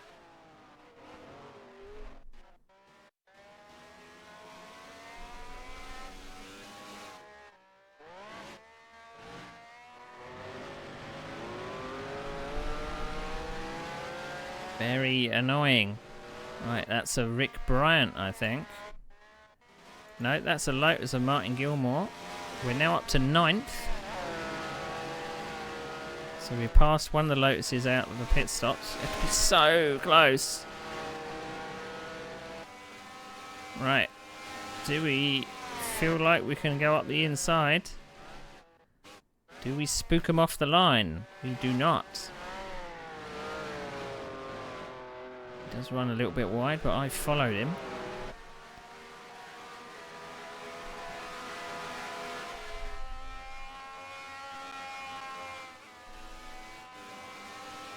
We're going to stay in the slipstream around this bend this time. Still can't outbrake him. Although he's gone wide. Not really an opportunity to pass though.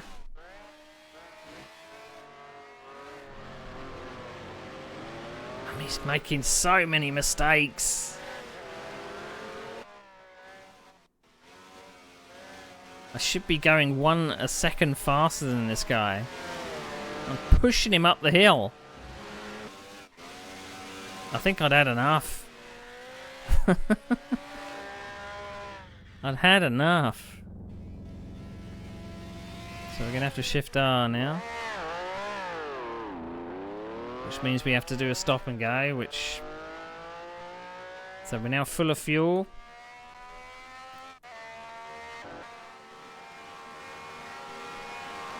So Bridget has pitted. So he's now behind me, but I'm going to have to do a stop and go. I'm now full of fuel. It's lap 37 of 46. This season is not going well, is it? Not going well at all. That looked like pure frustration.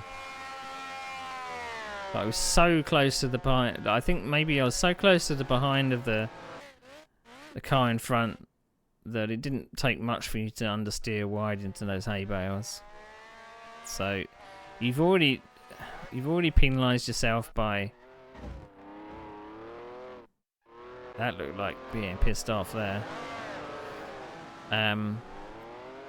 Already penalised yourself by now having a heavy car with a full fuel load, but you've still got to take the penance for doing it. The stop and go. Never really fully agreed with that rule.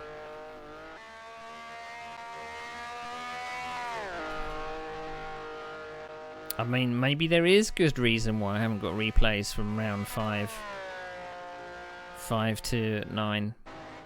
So that's 5, 6, 7, 8, 9.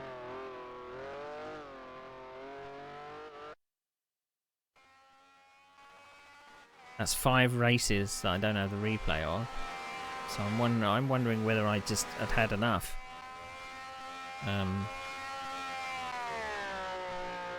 I mean, I know there was frustration creeping in. I mean, I've only been in this league for 5 years. I'd had kind of disagreements with some of the admin decisions. I mean, the racing had been relatively okay. But there is a few things coming up, and I will go through them once we get to them. Of probably reasons why I was just like, no, this is enough. So we're now, can't read that. Is that 13th place? With 7 laps to go. So we've got a Cooper we are chasing. So it's the Cooper of Martin Portman. So there's Bridget, Alan Davis, Livingston. Why isn't Livingston on the lead lap?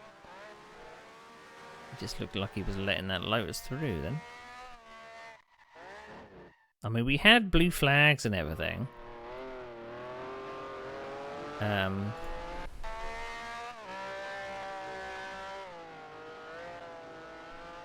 you could kind of gauge who was coming up behind you. I can't remember whether it told you the name and the car on the pit board. Maybe, maybe not.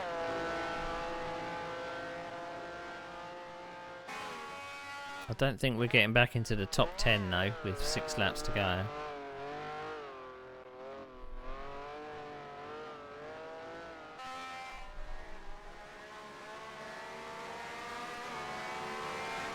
Difficult track to pass on if you haven't really got a significant pace advantage. Because I mean, you have to be literally under the rear, under their exhaust pipes coming out of turn 3 to get a draft up the main straight, and then you have to be really trusting of the car that you're going up the inside of, because taking a shallow line into Big Bend is not nice. And the only other passing opportunity is you come out of Big Bend and then try your best to get a slingshot around the outside to be on the inside to the next turn.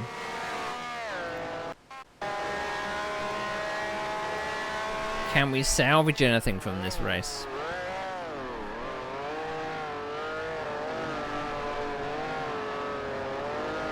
Alright, we got the nose in. Cooper was able to get the power down a bit earlier though.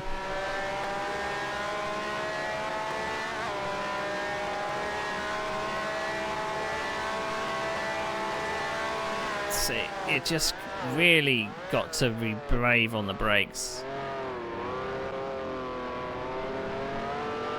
And they in the end outbrake themselves and let me through, but that's only, what, I think 12th place.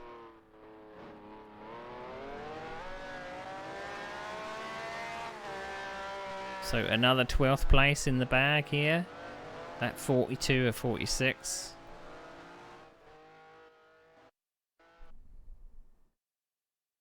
I mean, in season 3, I think I finished 5th in the championship, and I've been around about the kind of 3rd to 7th range in the championship. I've never really been challenging for wins. There's always been like the occasional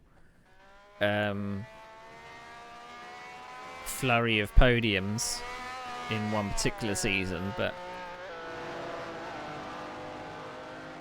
other than that, just I was always in the midfield pace. I was never at the front at the right time.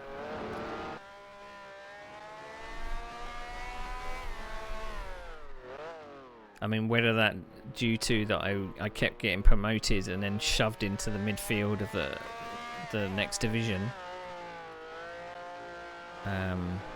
even when finishing down in 5th in the championship. I don't know what their rules would have been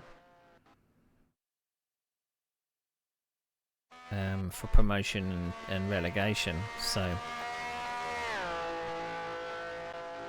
back down to the low 106s, which is pretty good with a heavy car full of fuel, but it's another 12th place.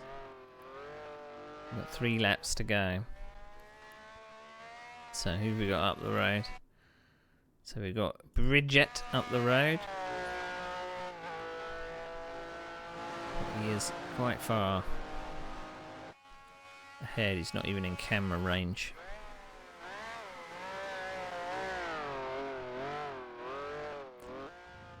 And another race to forget, really.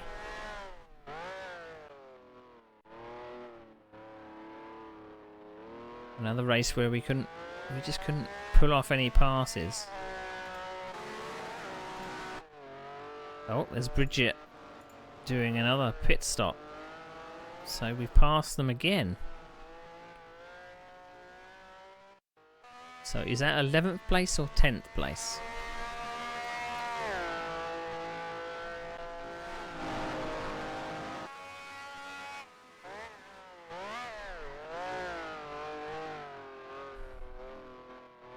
I don't think I can actually see anybody up there.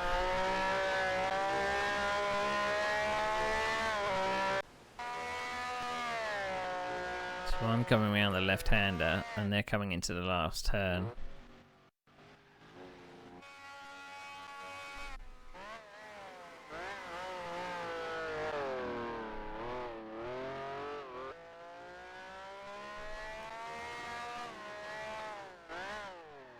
I mean, I don't know whether my stamina was a thing as well. I mean, these are longer races than the previous seasons. I don't know whether that came into it. Well, I've got 11th place, but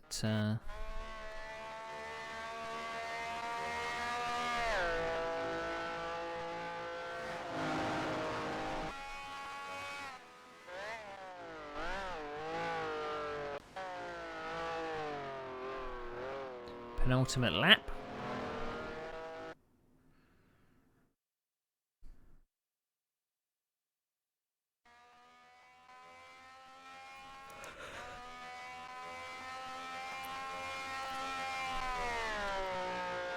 We'll have to install Le Sarthe to see if that is the track we're after for our final round.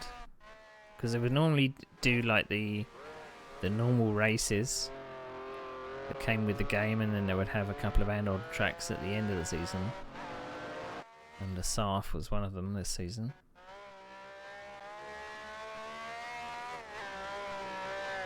So it means it's probably the long layout of Le Mans, which is nuts. Right, last lap.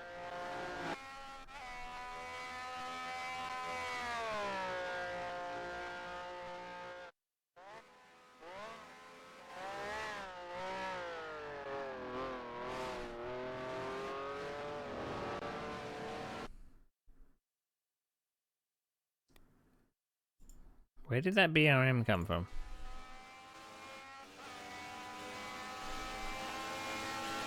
I don't know, but we're going to overtake it on the last lap to grab a top 10.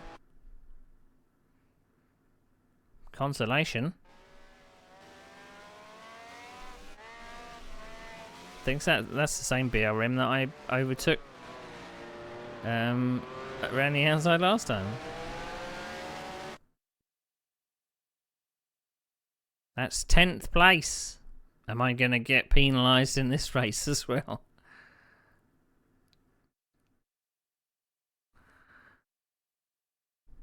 Well, we'll have to see.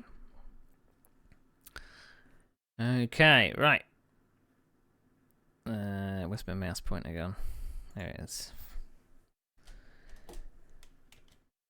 Let's have a look. Yeah.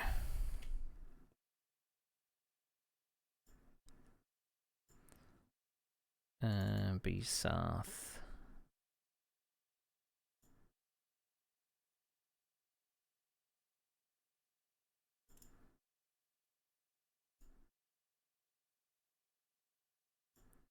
Right, let's get this installed. Install. It's installed. Okay, right. Right. So that was the Monza result there, where we started 8th, ended up 12th because of penalties.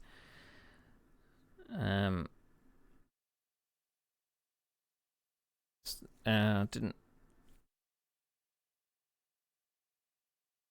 Okay, right. So Watkins Glen. So it was Kevin Clark that won that in Ferrari.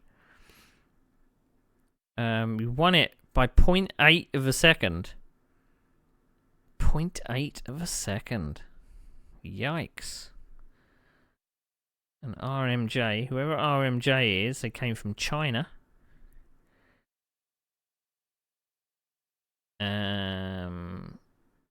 So Ken Murray eventually did finish 5th. I get 10th. So I didn't really lose much. Started 6th though, ended 10th.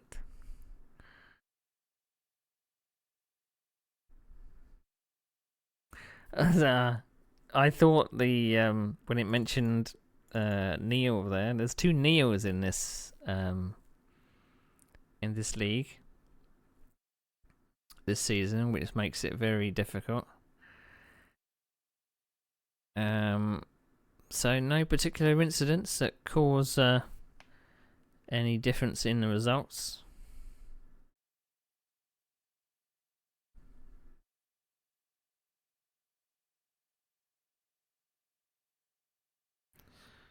Okay.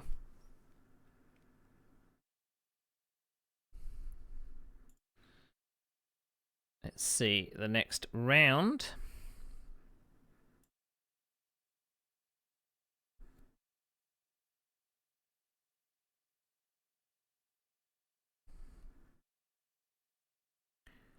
Right. So it has appeared. So it is Lasarth that got installed. Mexico. So this should be less laps, but it's the same kind of length. Now, always got to avoid the white polos. Warning, white polo alert. That's what we got to avoid.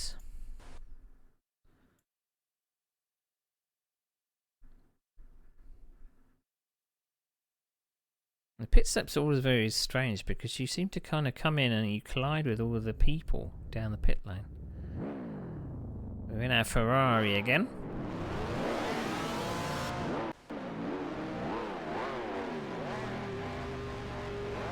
Look like we're in about maybe 6th, 7th place, something like that.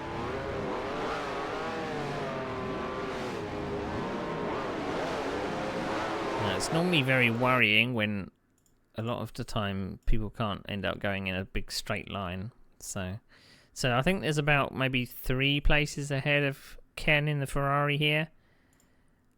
And then we've got Dave Nicol in the BRM just behind. We got Mark Stone in the Cooper behind him. We got A. Livingston in the Ferrari. Then we've got me in the Ferrari. Just behind me, I've got Rick Bryant in a Brabham. Kevin Clark right behind me in a Ferrari. So, pit stop wise, the BRM and Mark Stone are going to not have a lot of pit stops to do, but the rest of the car, I imagine there's probably some Lotuses or something up the front there. Right, let's see what kind of start we get. Oh, in fact, I forgot to do something. Forgot to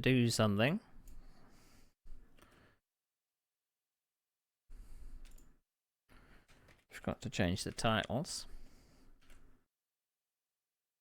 There we go. We'll just wait for that to update. So we are at Mexico. So this is I suppose, pretty similar to the modern version. But maybe a little wider. A few more chicanes in it. Modern day. No stadium section, of course.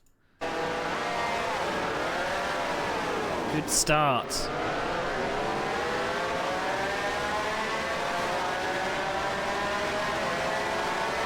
Good start. Right, that's dispatched one Cooper. We're defending all the way to turn 1. Lights out and away we go. Exactly. So we do. There's a couple of Lotuses ahead. Cheating Lotuses. One of them's gone off. Don't tell me one of them's going to be Stephen Strudwick. No, it's Kev Williams. The watching brief of what's going on ahead.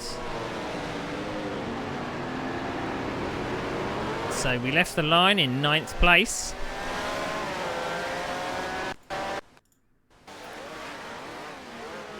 We are chasing Ken Murray again. Oh! They were so close to rear-ending me. So close. Now, let's see if we can actually get even more inside the top 10 this time.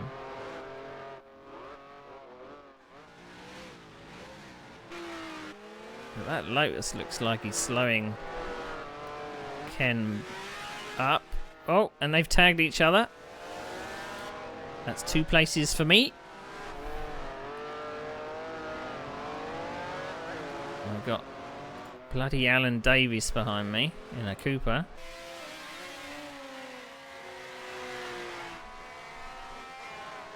You can try going around the outside, dude.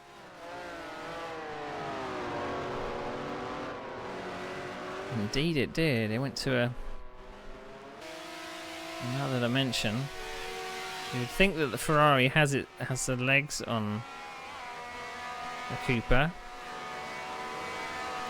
So I'm going defensive all the way down the straight.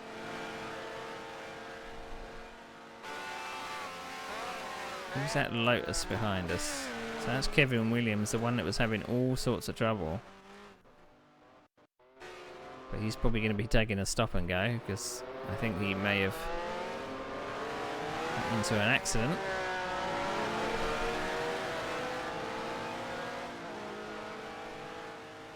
He's going to take a dive up into this turn here.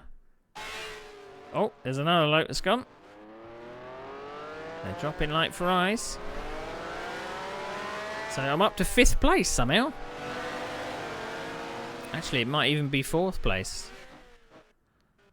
That wasn't the best way to do that hairpin, was it?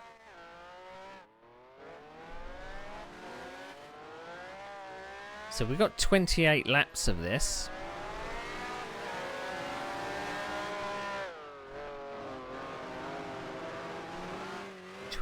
Laps of Mexico. I don't quite like the camera angles. They don't really show you an awful lot. And once you get to know the circuit, you can cut these corners quite significantly if you're feeling brave. That Lotus is chasing, you know, the term that I use. Chasing back wheels. Just looks like they're not attempting to go round it, they're attempting to go through the guy in front. Yeah, drawn to the green of the grass, yeah. Around the outside the Lotus goes. We're going to go to the inside.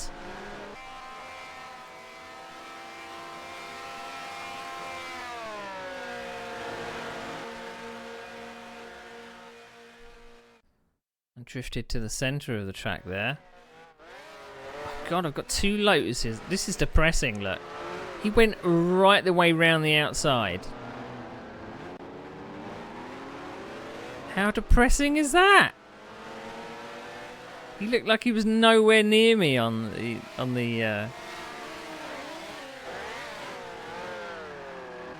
So that was Kev Williams. Who is this other Lotus? This is Neil Stratton. That's my name, similar namesake.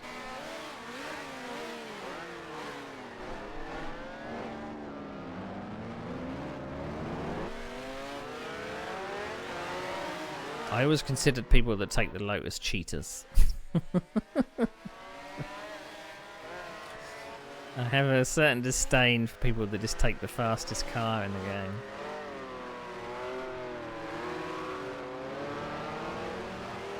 I refused to drive it. I absolutely refused.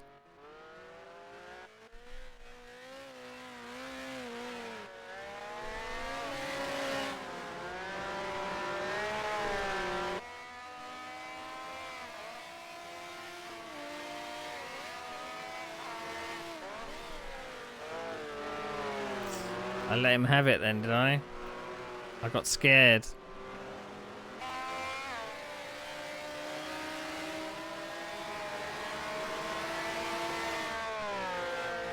I mean, I'm going to beat them through the pit stop if I can stay with them, but 6th place? Punching above my weight here, I feel.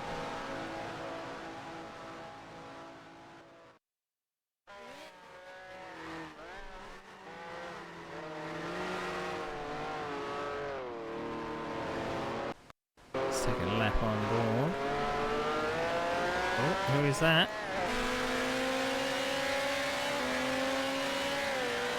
Is it another Lotus? They can't even stay on the track. You've got the fastest car in the game, you can't even stay on the track? God's sake.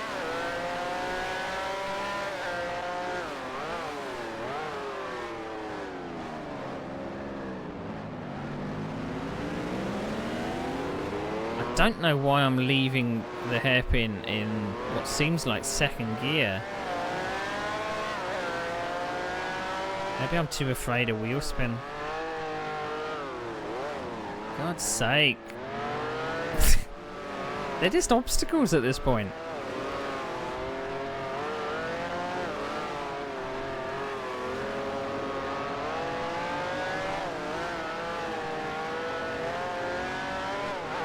So am I back up to 5th place now?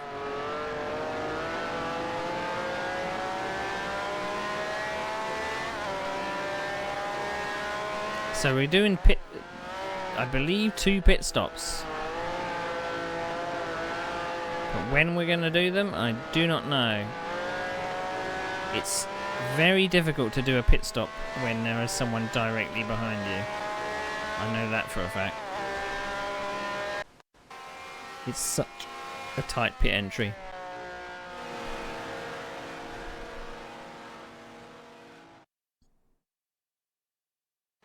So again, that Lotus has passed that Cooper behind.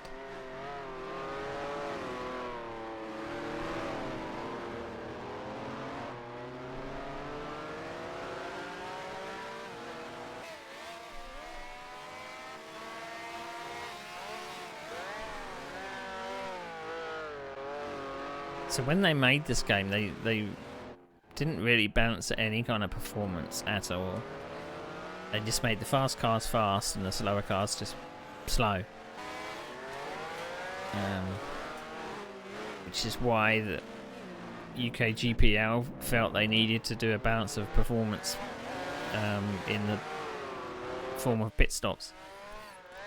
I mean, at the beginning of the seasons, they did have like a tokening system where you were restricted in your car choice, so you couldn't run the fastest car all season because you'd run out of tokens. So the faster cars would have more tokens, and the slower cars would have less. But I think that didn't prove popular because it meant that people couldn't drive their chosen cars.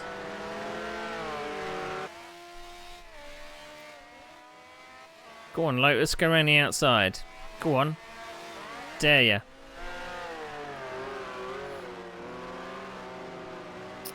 I ran wide, didn't I?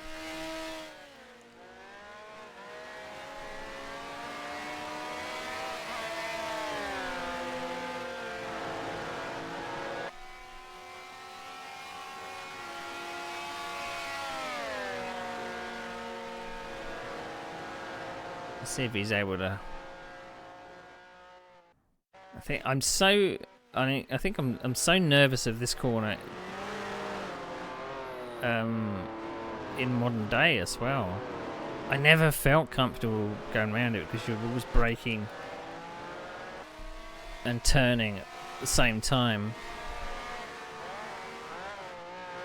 So the leader's doing a 147.6. I'm doing a 151.3. So slight difference in pace. Slight difference. I think we're back to 6th place. We've dropped out the top 5 again. So who's that red car behind? That's Alan Davis and it's Ken Murray. So Ken Murray was the one that got nerfed around.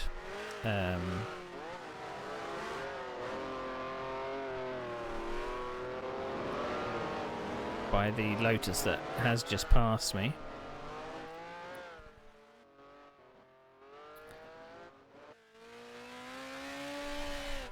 Cheating Lotuses.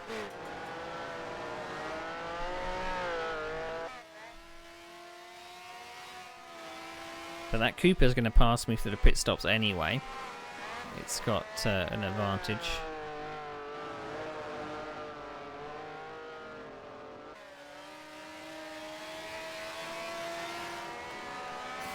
So if I'm doing 151.4, Lotus ahead is doing a 148.5. So yeah, that's the lap time delta between cars, and it's just stupidly fast. I mean, they do have to take probably like a 35-second pit stop or something stupid, but I mean, yeah.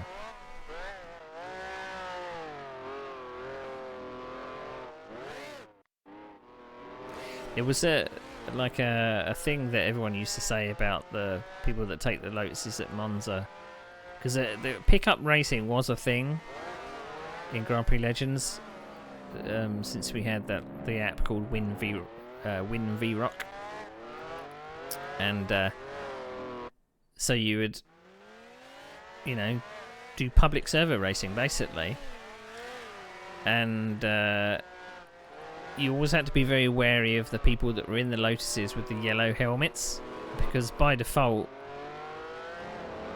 that's the car and the helmet color that would be kind of picked for you when you went to the car setup screen. So it always used to be a little bit of a meme that if someone had a yellow helmet and they were in a Lotus, then you want to avoid them because they're going to be erratic as hell.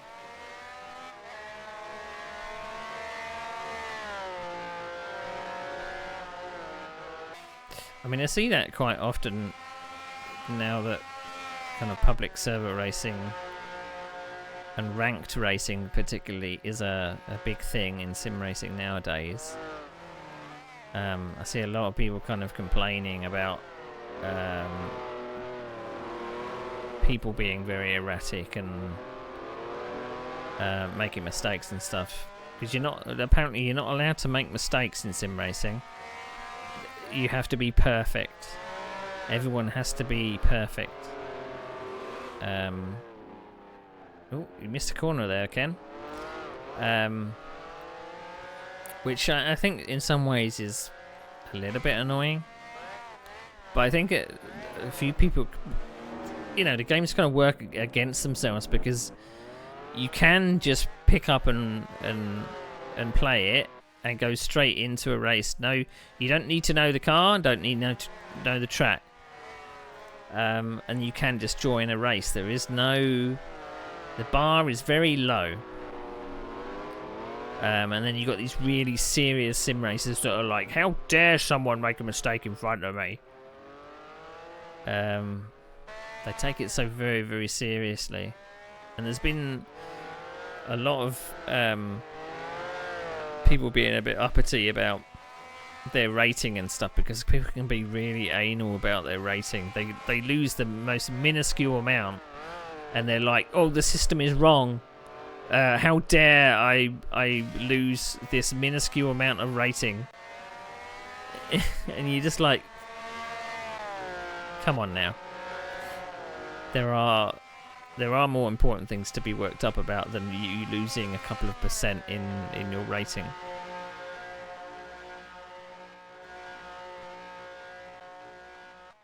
I mean, I'm not one to join pickup racing.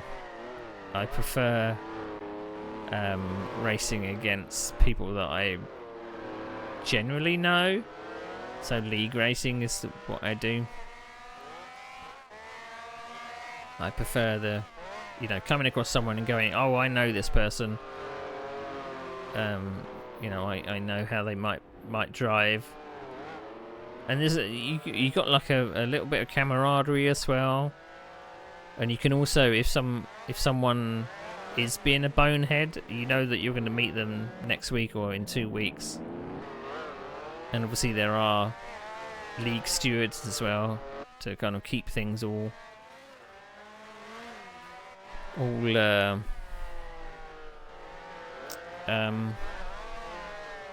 competitive. Round. I thought Ken was going to go round then. Didn't quite. Not quite.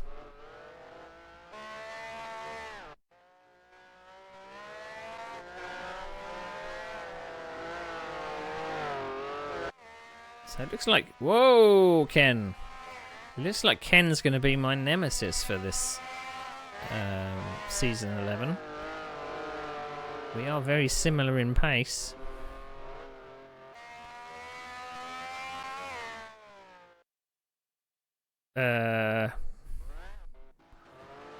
What?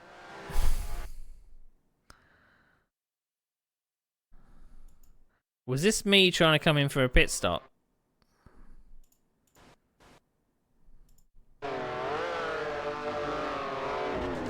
I did slow down quite significantly, didn't I?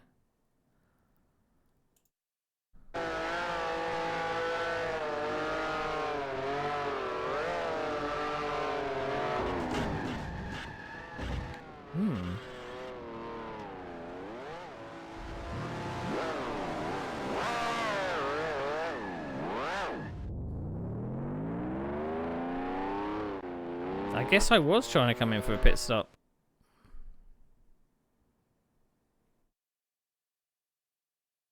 So that's Kevin Clark in for a pit stop. Kevin Clark's probably way in the lead.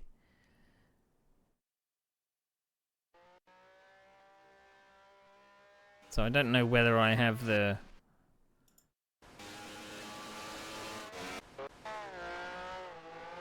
So I'm pitting for quite a long time. See what I mean about going through the people? I'm going through the grass as well. I can't imagine my engine's going to last very long. So back out on the road in 10th place. So we were in 6th, we're now in 10th.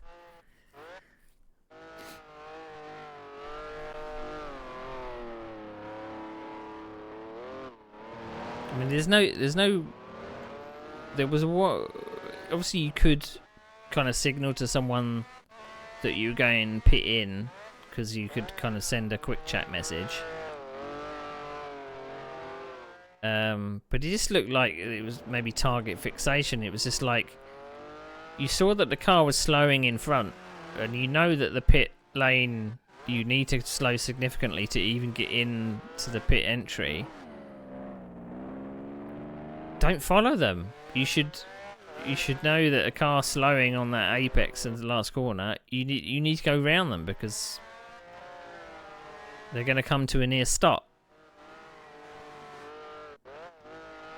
I mean, I suppose I might get a slap on the wrist if there was no kind of pit-in notification or something like that. But imagine if you were doing a race and you had to do 2 pit stops, but you were always being followed by somebody. What could you do? you know? So, P10, we've got Steve Smith behind. We've got Ken Murray in front, who's now coming in to do his pit stop.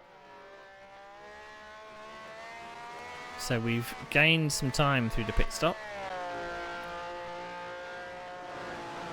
I mean, he had to do a shift R because his car exploded. I'm not doing a shift R because I was rear-ended, so I think that I felt that it wasn't my fault.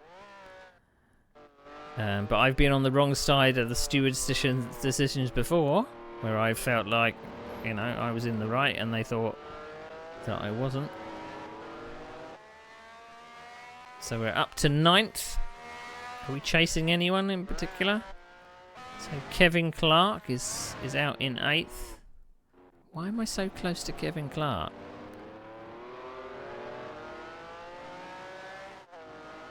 I mean, my fastest lap time is a 150.0. Kevin Clark's fastest lap time is a 148.8. So, why am I even close to him? I'm not being lapped.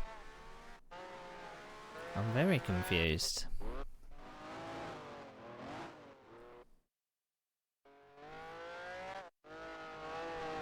Being chased by a bloody Cooper again. Are we going to be on the tail end of the top 10 again? Not having a good season.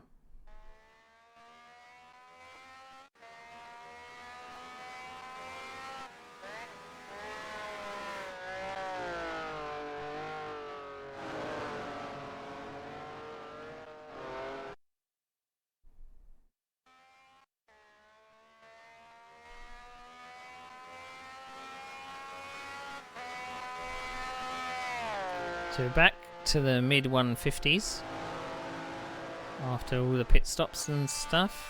So lap 12 of 28. I'd imagine I'd probably do my next pit stop around lap 20. Something like that. We're splitting it in thirds, it looks like.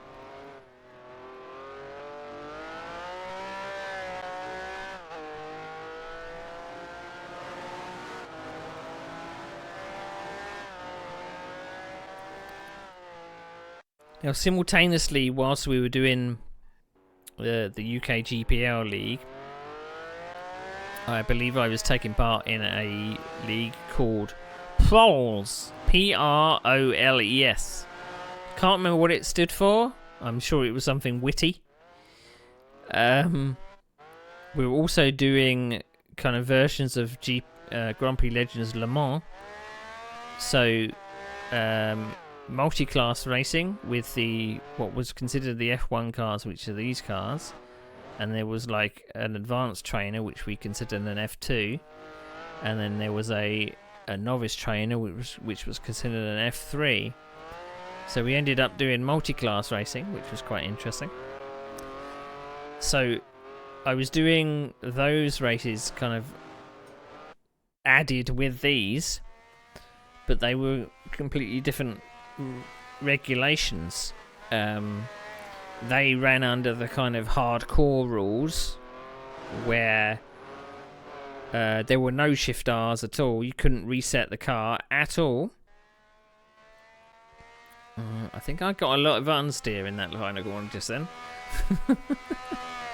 You think? 13 of 28. Still managed to get a 150.7. Still,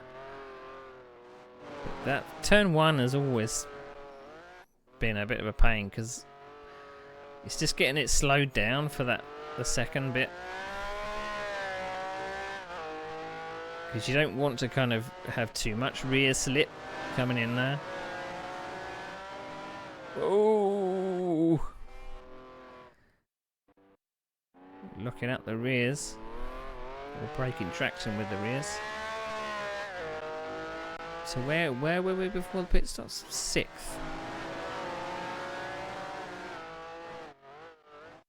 I mean, I think the Lotuses here have such an advantage. They're 3 maybe 2 or 3 seconds faster than every other car on the circuit. I mean, the fastest lap of the race at the moment is a 1:47.2, which just takes the piss. So,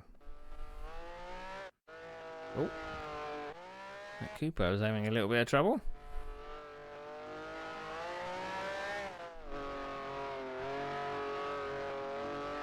But you watch the moderator ridicule me after this race and say that I was in the wrong for slowing down for my pit stop. I bet that the moderator is going to look at it and go, it was your fault.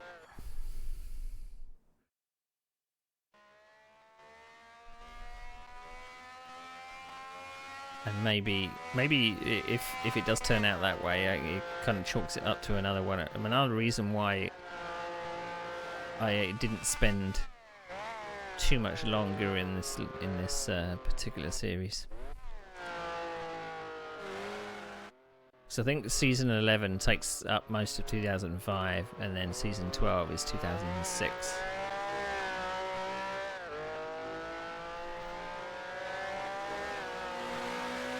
But we should be able to. We might be able to watch all of the season, although it is getting a bit late. Maybe one more after this. In fact, this is round 3.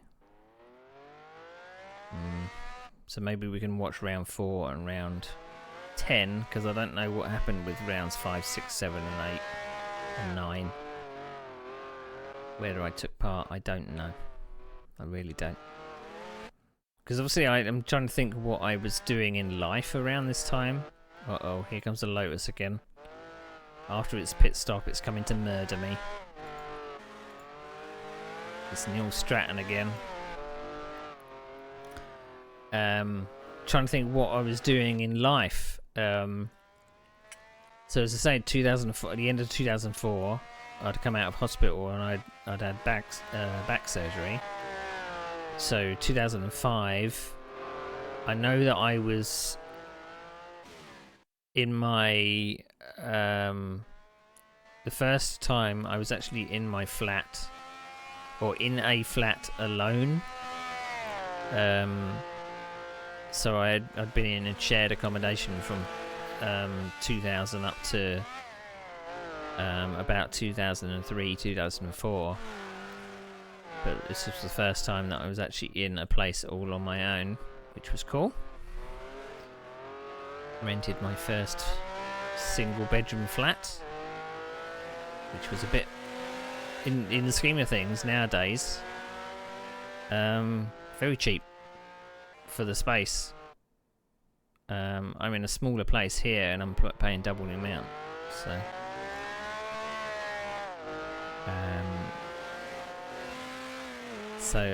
I can kind of gauge where I was at when doing these things, because these were like Sunday nights, something like 9 o'clock, Sunday nights. I had a job. I think at a certain point in 2005-06, it was either the end of 2005 or the end of 2006. I was made redundant from one of my a long-term job. So yeah, that wasn't too pleasant.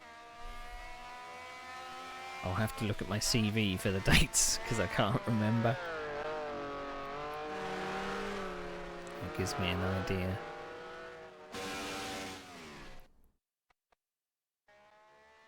Here comes the Lotus again. Oh, I've done a 1:49.9. Lap 16 of 28. Now, what kind of tactics am I going to do to try and defend from the Lotus? It's not like you can defend from the Lotus.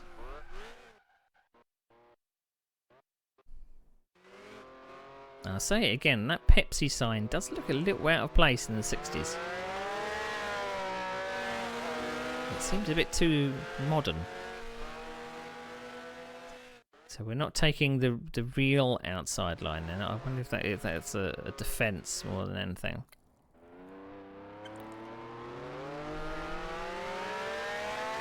It's just a matter of time before this Lotus comes by, or a matter of time before it rear ends me. I don't know which. I don't trust anyone in a Lotus. I really do. I really don't. But we're up to 9th place now.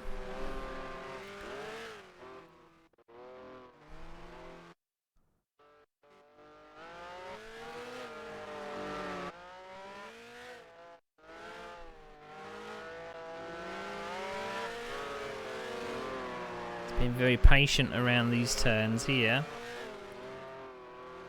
That's what I'm going to say, he's not pushing the issue at all.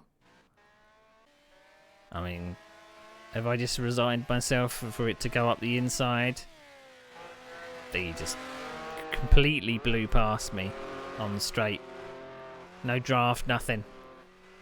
Such a horsepower advantage. Coming into pits at the same time as me. So, he's going to pit for probably about 10 seconds longer than me.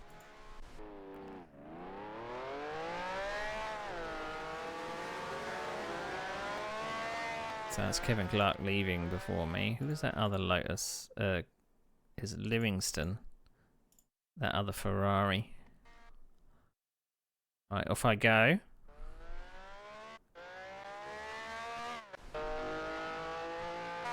Here's Ken Murray. Looks like he's caught up a bit through the pit stop phase.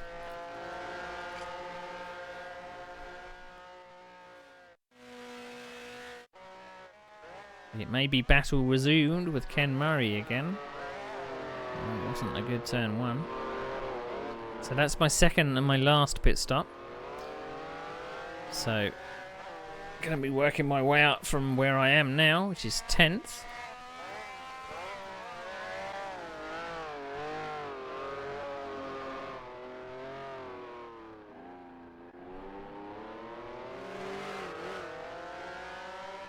So that the lap time of me and the pit stop is 2:19. So I literally stopped for maybe 25 seconds.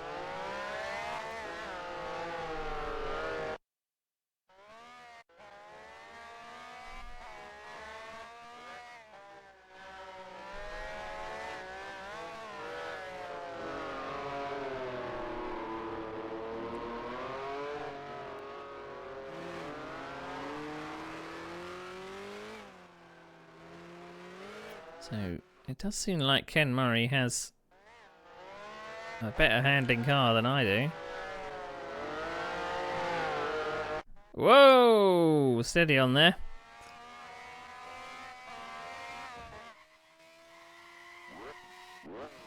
What is going on? What is going on? He just completely went across me on the straight.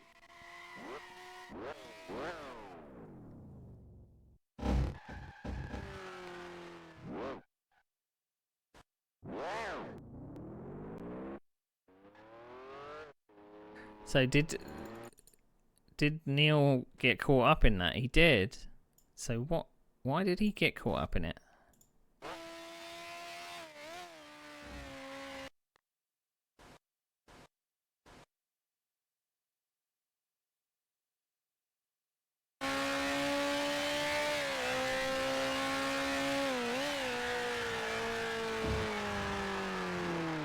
He went in there way too quickly. You could see two cars spinning ahead. He just went in there with probably not enough care, to be honest.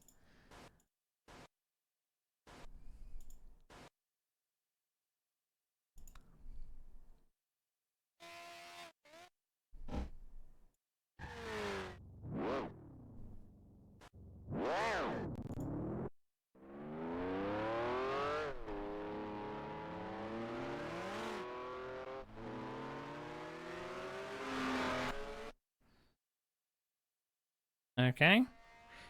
I mean, that's the second time I've been collided with by the same car. Is that going to be my fault?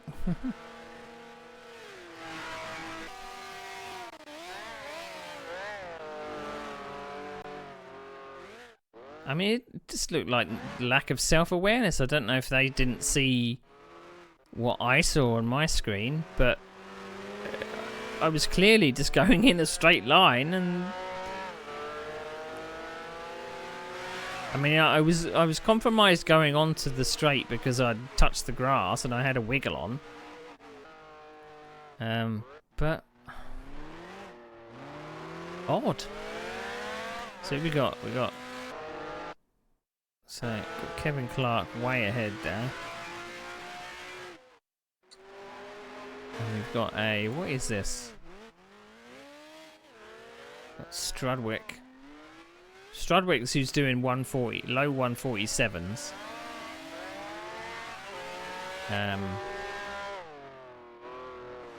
it's basically, I think, the leader. Yeah, I'm being lapped here. This is the leader.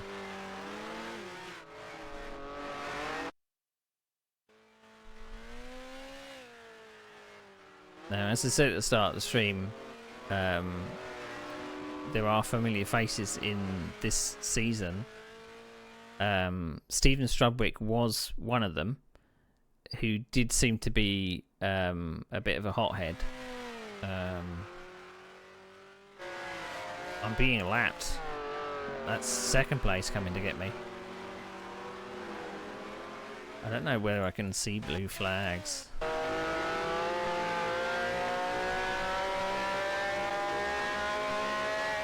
So, he's not close enough, whoever.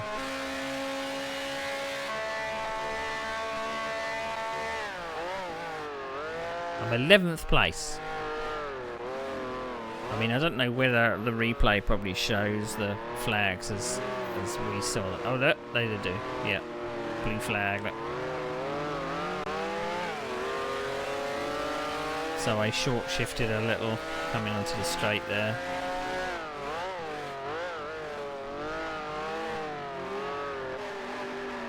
So that's Rick Bryant who's coming to get me. So he's gained a bit of time through the pit stops. It's lap 19 of 28. It's been another race to forget, really. I mean, I had been kind of reluctant to start up this series again because I was so depressed going through some of these races. I was just like, is this how it was? All races just seem to be bad luck and incidents, and it all started off so well, you know, with getting lots of podiums and stuff like that. It just seems like lately, particularly this season, has been atrocious. So we started off at Monza. I mean, I fully admit that Monza was a kind of kicking myself my own fault because I had an incident with a car on lap 1 coming through the... Oh, dearie me. Coming through the Parabolica. Bad to worse now. So that's given up what would be 11th place. And then for the rest, I had a couple of spins, just trying a bit too hard. And then I got a 5-place grid penalty for a lap 1 incident because apparently there was something about penalty points. I don't know if it carried over from last season or what, but I got a 5-place penalty for an incident on lap 1, which I think was a bit harsh. And then we had our next race at Watkins Glen, where we seemed to be doing okay. It wasn't too bad. We were on the pace. We were quite aggressive. It was just that we were always stuck behind someone of similar pace. We just could not get a run. And then you got Mexico, where we are now, where I've had 2 incidents with the same driver. They first rear-ended me coming in when I was slowing down to come into the pits. And then they just, coming up to the final turn, they just moved across the track as if I wasn't there. So I'm at a loss. I mean, both times their car has caught fire and turned upside down. So, so yeah. But the way things are going, I imagine that the moderator is going to look at both those incidents and say they're both my fault in some respects. I have no faith in them in the moderating 20 years ago. Lap 21 or 28, 7 laps to go. I don't think I'm even going to be passing anybody. So Rick Bryant's already coming out of that turn, and I'm coming out of it now. So maybe 2 or 3 seconds. So you can see them just going into the, what would be probably turn 4. I mean, the anti-aliasing doesn't look very nice, does it? I mean, it probably looks okay on your screen, but it looks awful on mine.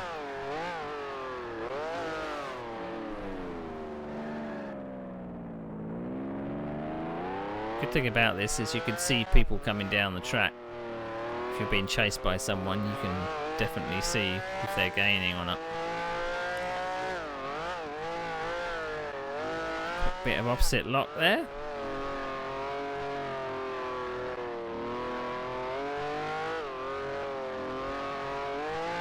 I quite like the R Factor 2 version of this track. It kind of follows on a lot in this kind of start. I don't know if it's based on the Grand Prix Legends version, but it feels a lot like it's based on it. And the nice touch is that thing in the background there, it's under construction in the 1960s.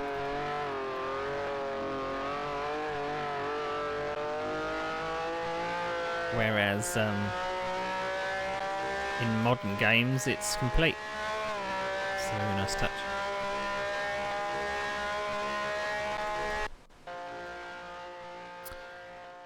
So I don't think we're going to really be getting anywhere. We're down to 152s now. I think we've just completely given up. I know I would be feeling particularly dejected. Having got into 2 incidents that I don't think were my fault. And these are long races to kind of mull over it as well. It can really kind of distract you. Was it my fault? Was it not my fault? Did I do the right thing? Did I not do the right thing? You know? It can be a bit like that.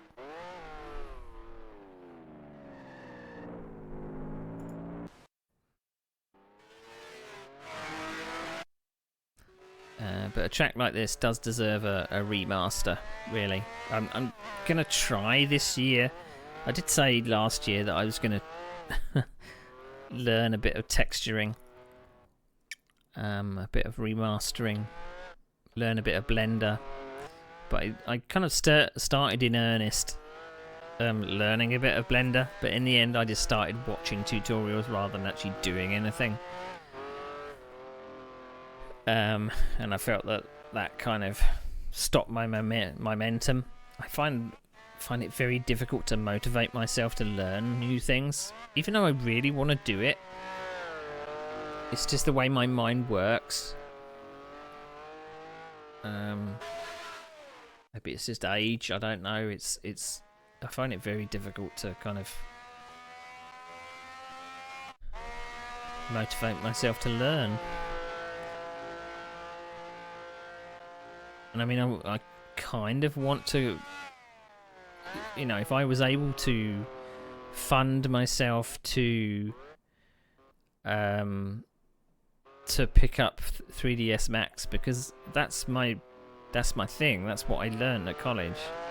That's what I'm used to. I know the workflow. But that costs £250 a year. And since I've now moved to a more expensive place, there is no way in hell I think I can afford it.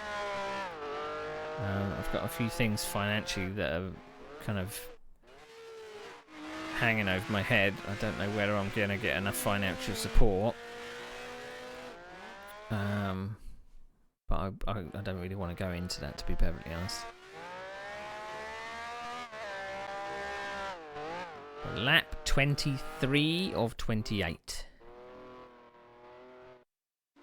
I mean, maybe I'm just cranky today because I just did not get to sleep very well. Or if at all. I don't know if I slept at all. You know when you kind of just lay in bed and you feel like you're dozing and then you miss like a few... You lose track of time, but you don't know whether you actually slept when you lost track of time. In the end, I just sat in bed watching videos on my phone in the hope that it would kind of make me more sleepy, but I ended up getting up at 8:30 and yeah. Is this me being lapped again? It is. I think that's the leader. That is the leader. So lap 24 of 28. Let's just get it over and done with. I'm now in the 153, so it does look like I've just completely given up, because I would be in the 150s if I was pushing. I don't know whether I'm short shifting or hoping that my car isn't damaged. It would suck if the leader now rear ends me or something stupid.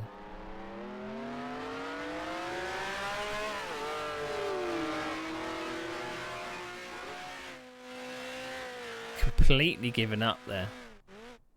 Coming offline. That's not like me.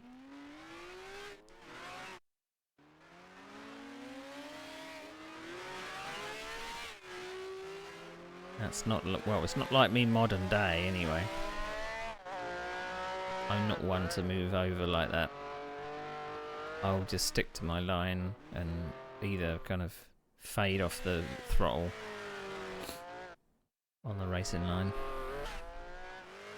appropriately. But it does, the body language of the car just says, I've given up, doesn't it?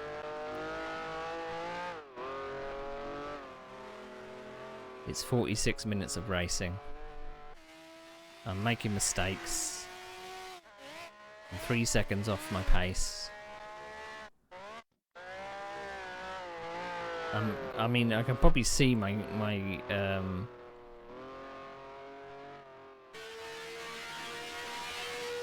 I can see my pit board, and it probably says ahead 50 seconds, behind 50 seconds, you know. I'm probably in this big void. Not gonna beat anyone, not gonna be passed by anyone, so might as well just get it to the end. It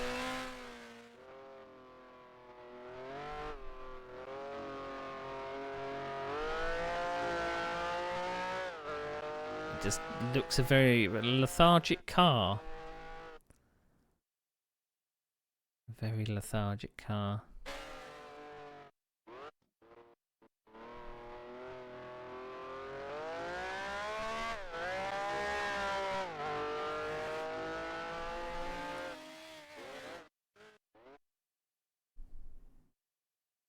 I've always said to myself as well that I'm not necessarily a driver that would be always fighting for wins or podiums. You know, in whatever league I am, there's always someone that's faster. Always someone that's, you know, pushing the envelope of how fast these cars can go. I mean, I'll have like a couple of championships in sim racing online. I mean, I won one of the Porsche 992 championships, but but it was consistency was the key. I never won a race that season. Particularly proud of that season because it was a variable weather season. You had lots of people complaining, going, "Wah! How dare there be water on the track and not 30 degrees track temperature like all other races are." But sim races are fickle. 26 of 28. Just counting down the laps. So you got, that's Martin Gilmore. I even missed my turn.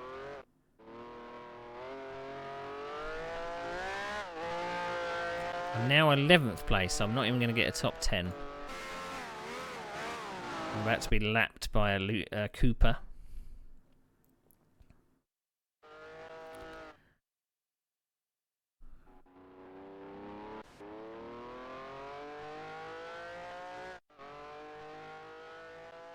I mean, it means I had to do one less lap, so there is that. So it would have been 29 laps, but it's 28.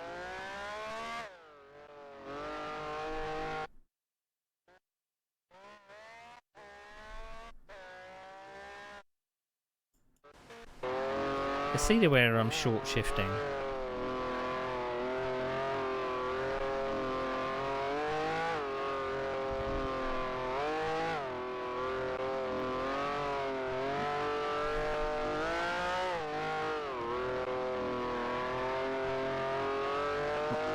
Well, I'm in the higher gears.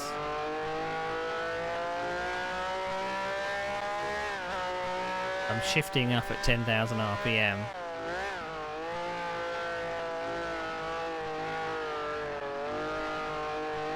Which is not really like pushing the limit of the car. Yeah, short shifting.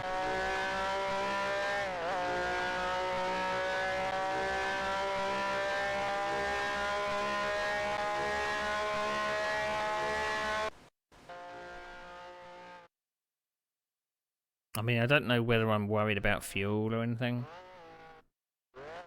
Because that's another thing. You fill up the car. You have to kind of hope that you've filled it up correctly. Because there's no fueling or anything.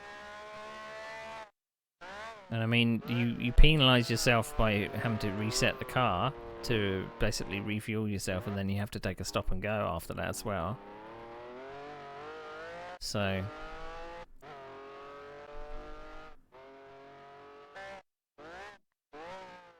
I mean, I don't even know if I knew what lift and coast was back then.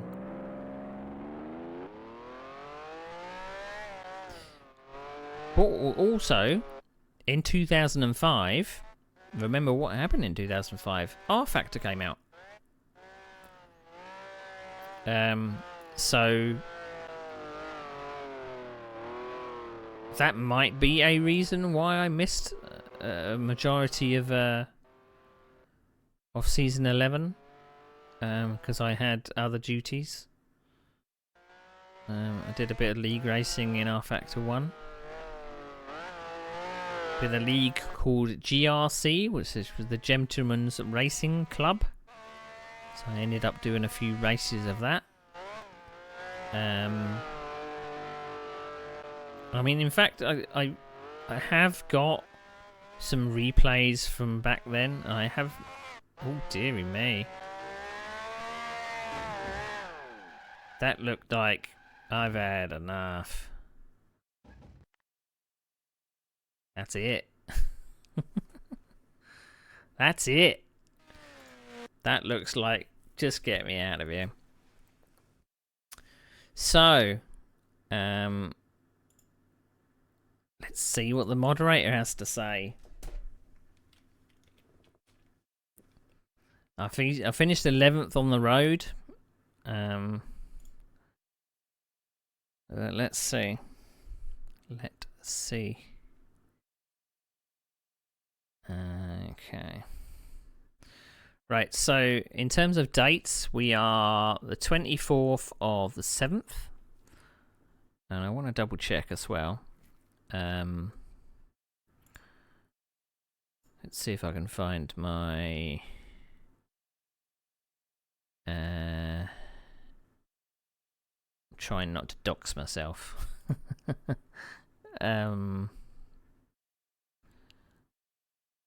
I know I've got my CV somewhere.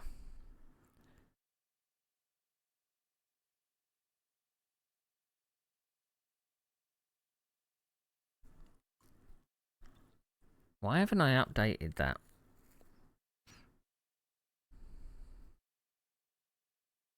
It hasn't got my updated address on it.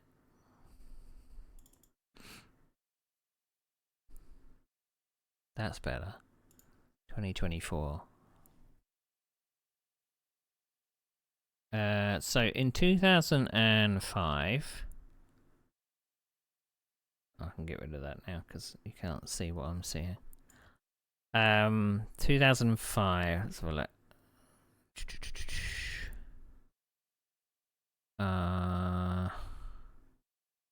So December 2000. So at the end of this year, I was made redundant. So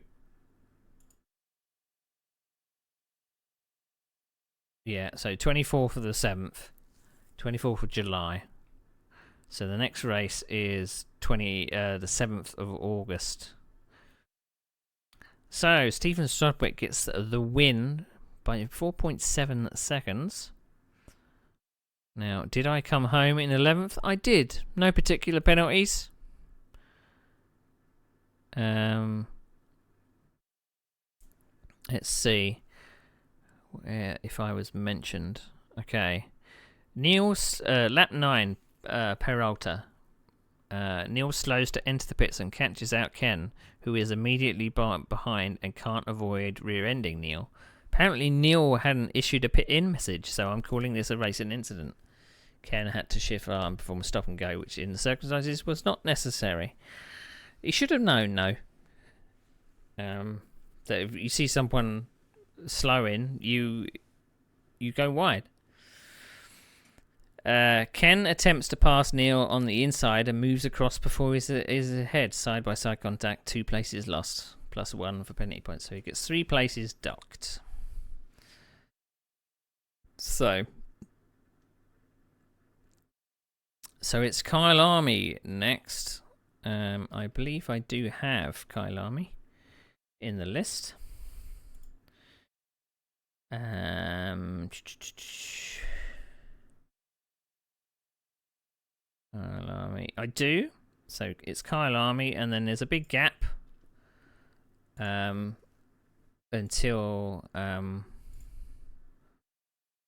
the end, and I believe I do have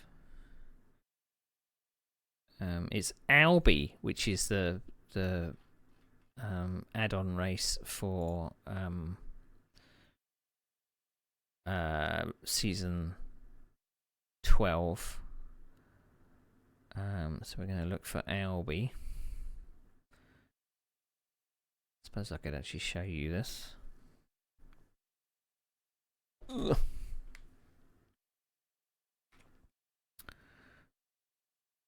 So Albi, Albert Park, Albi 67. There's only one, so I don't know why it's asking me to register again. I thought I'd already logged in.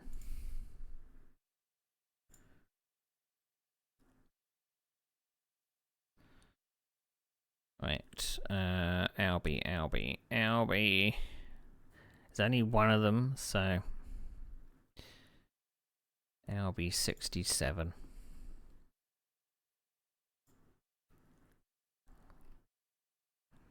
That's good. So we'll get that one.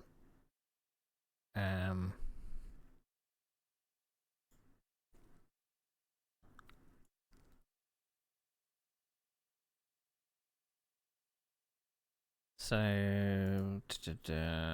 install to that folder.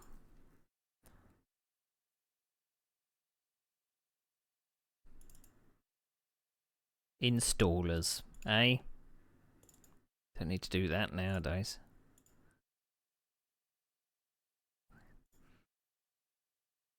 Cool. Okay. So, let's get rid of that and that.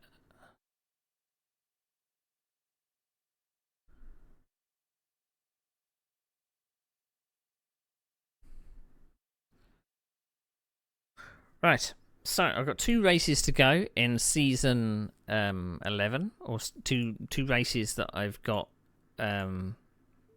captured. I don't know what happened with the rest of them. I believe R Factor actually came out in July.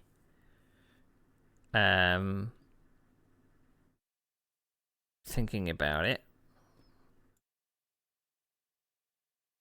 And as to say, I do have replays of I'm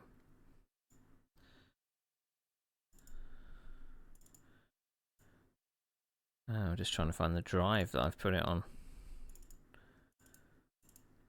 or whether I've actually downloaded the replays for R Factor 1.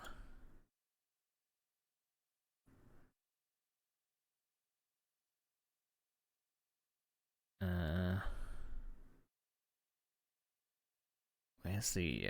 Because I've got them all backed up in my Google Drive.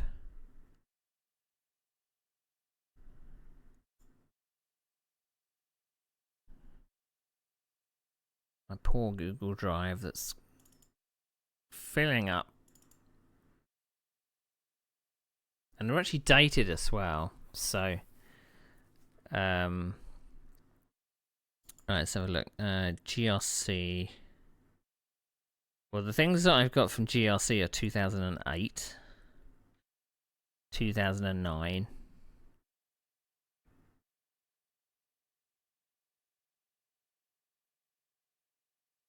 I wonder whether I didn't actually start racing in leagues for R Factor.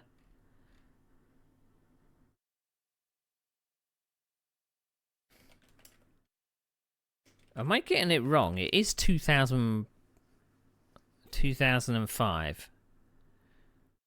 August 2005. Maybe I just don't have all the replays then.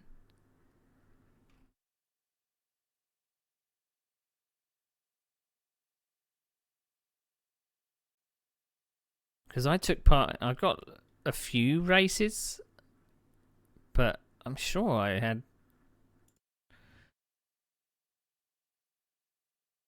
I mean, saying that, the stuff that I did for GRC was kind of mainly behind the scenes. I did a little bit of driving. So 2008 and 2009 is, and we're in 2005 at the moment. So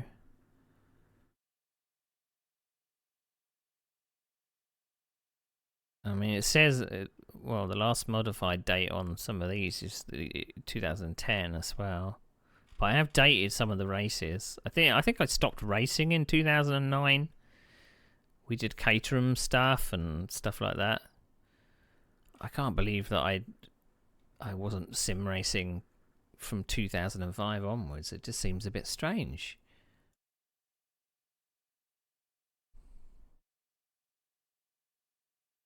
Very odd. I mean, it's all kind of explained on my my website, from what I can recall. I took a little bit of a sabbatical, but I will go through that at a later date. Right, I'm going to be back on Saturday. Hopefully I've had more sleep by then.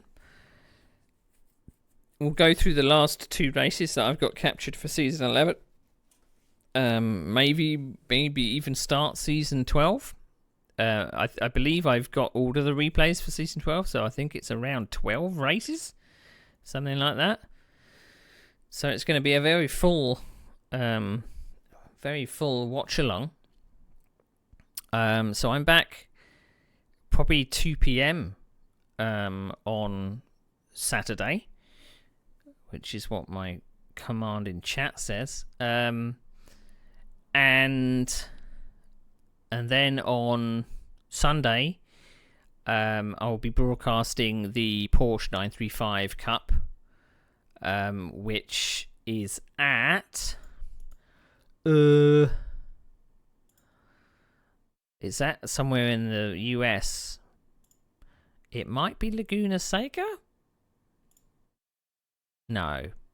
Because we've already been to Road America. We've been to Portland. Oh, it's Barber Motorsports Park. Barber Motorsports Park.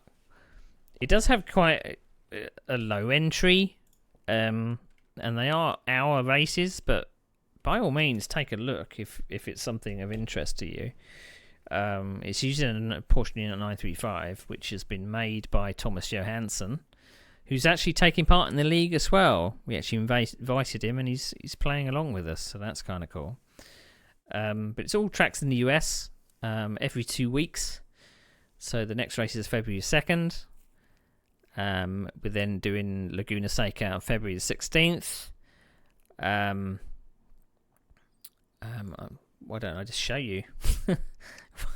Why am I sitting there explaining it off screen when I can just show you? So February 16th, round 4 Laguna Seca, and then we got like 2 or 3, maybe even 4 week break between Laguna Seca and the 5th round, because the admin won't be present. I think they're on holiday. So Road Atlanta is round 5, which should be interesting. And then we got March 30th, which is the Sebring. And they're all free tracks, using no DLC. So that's kind of cool. Because it alternates between Simracing Online's IndyCar Championship. So that one was held last week.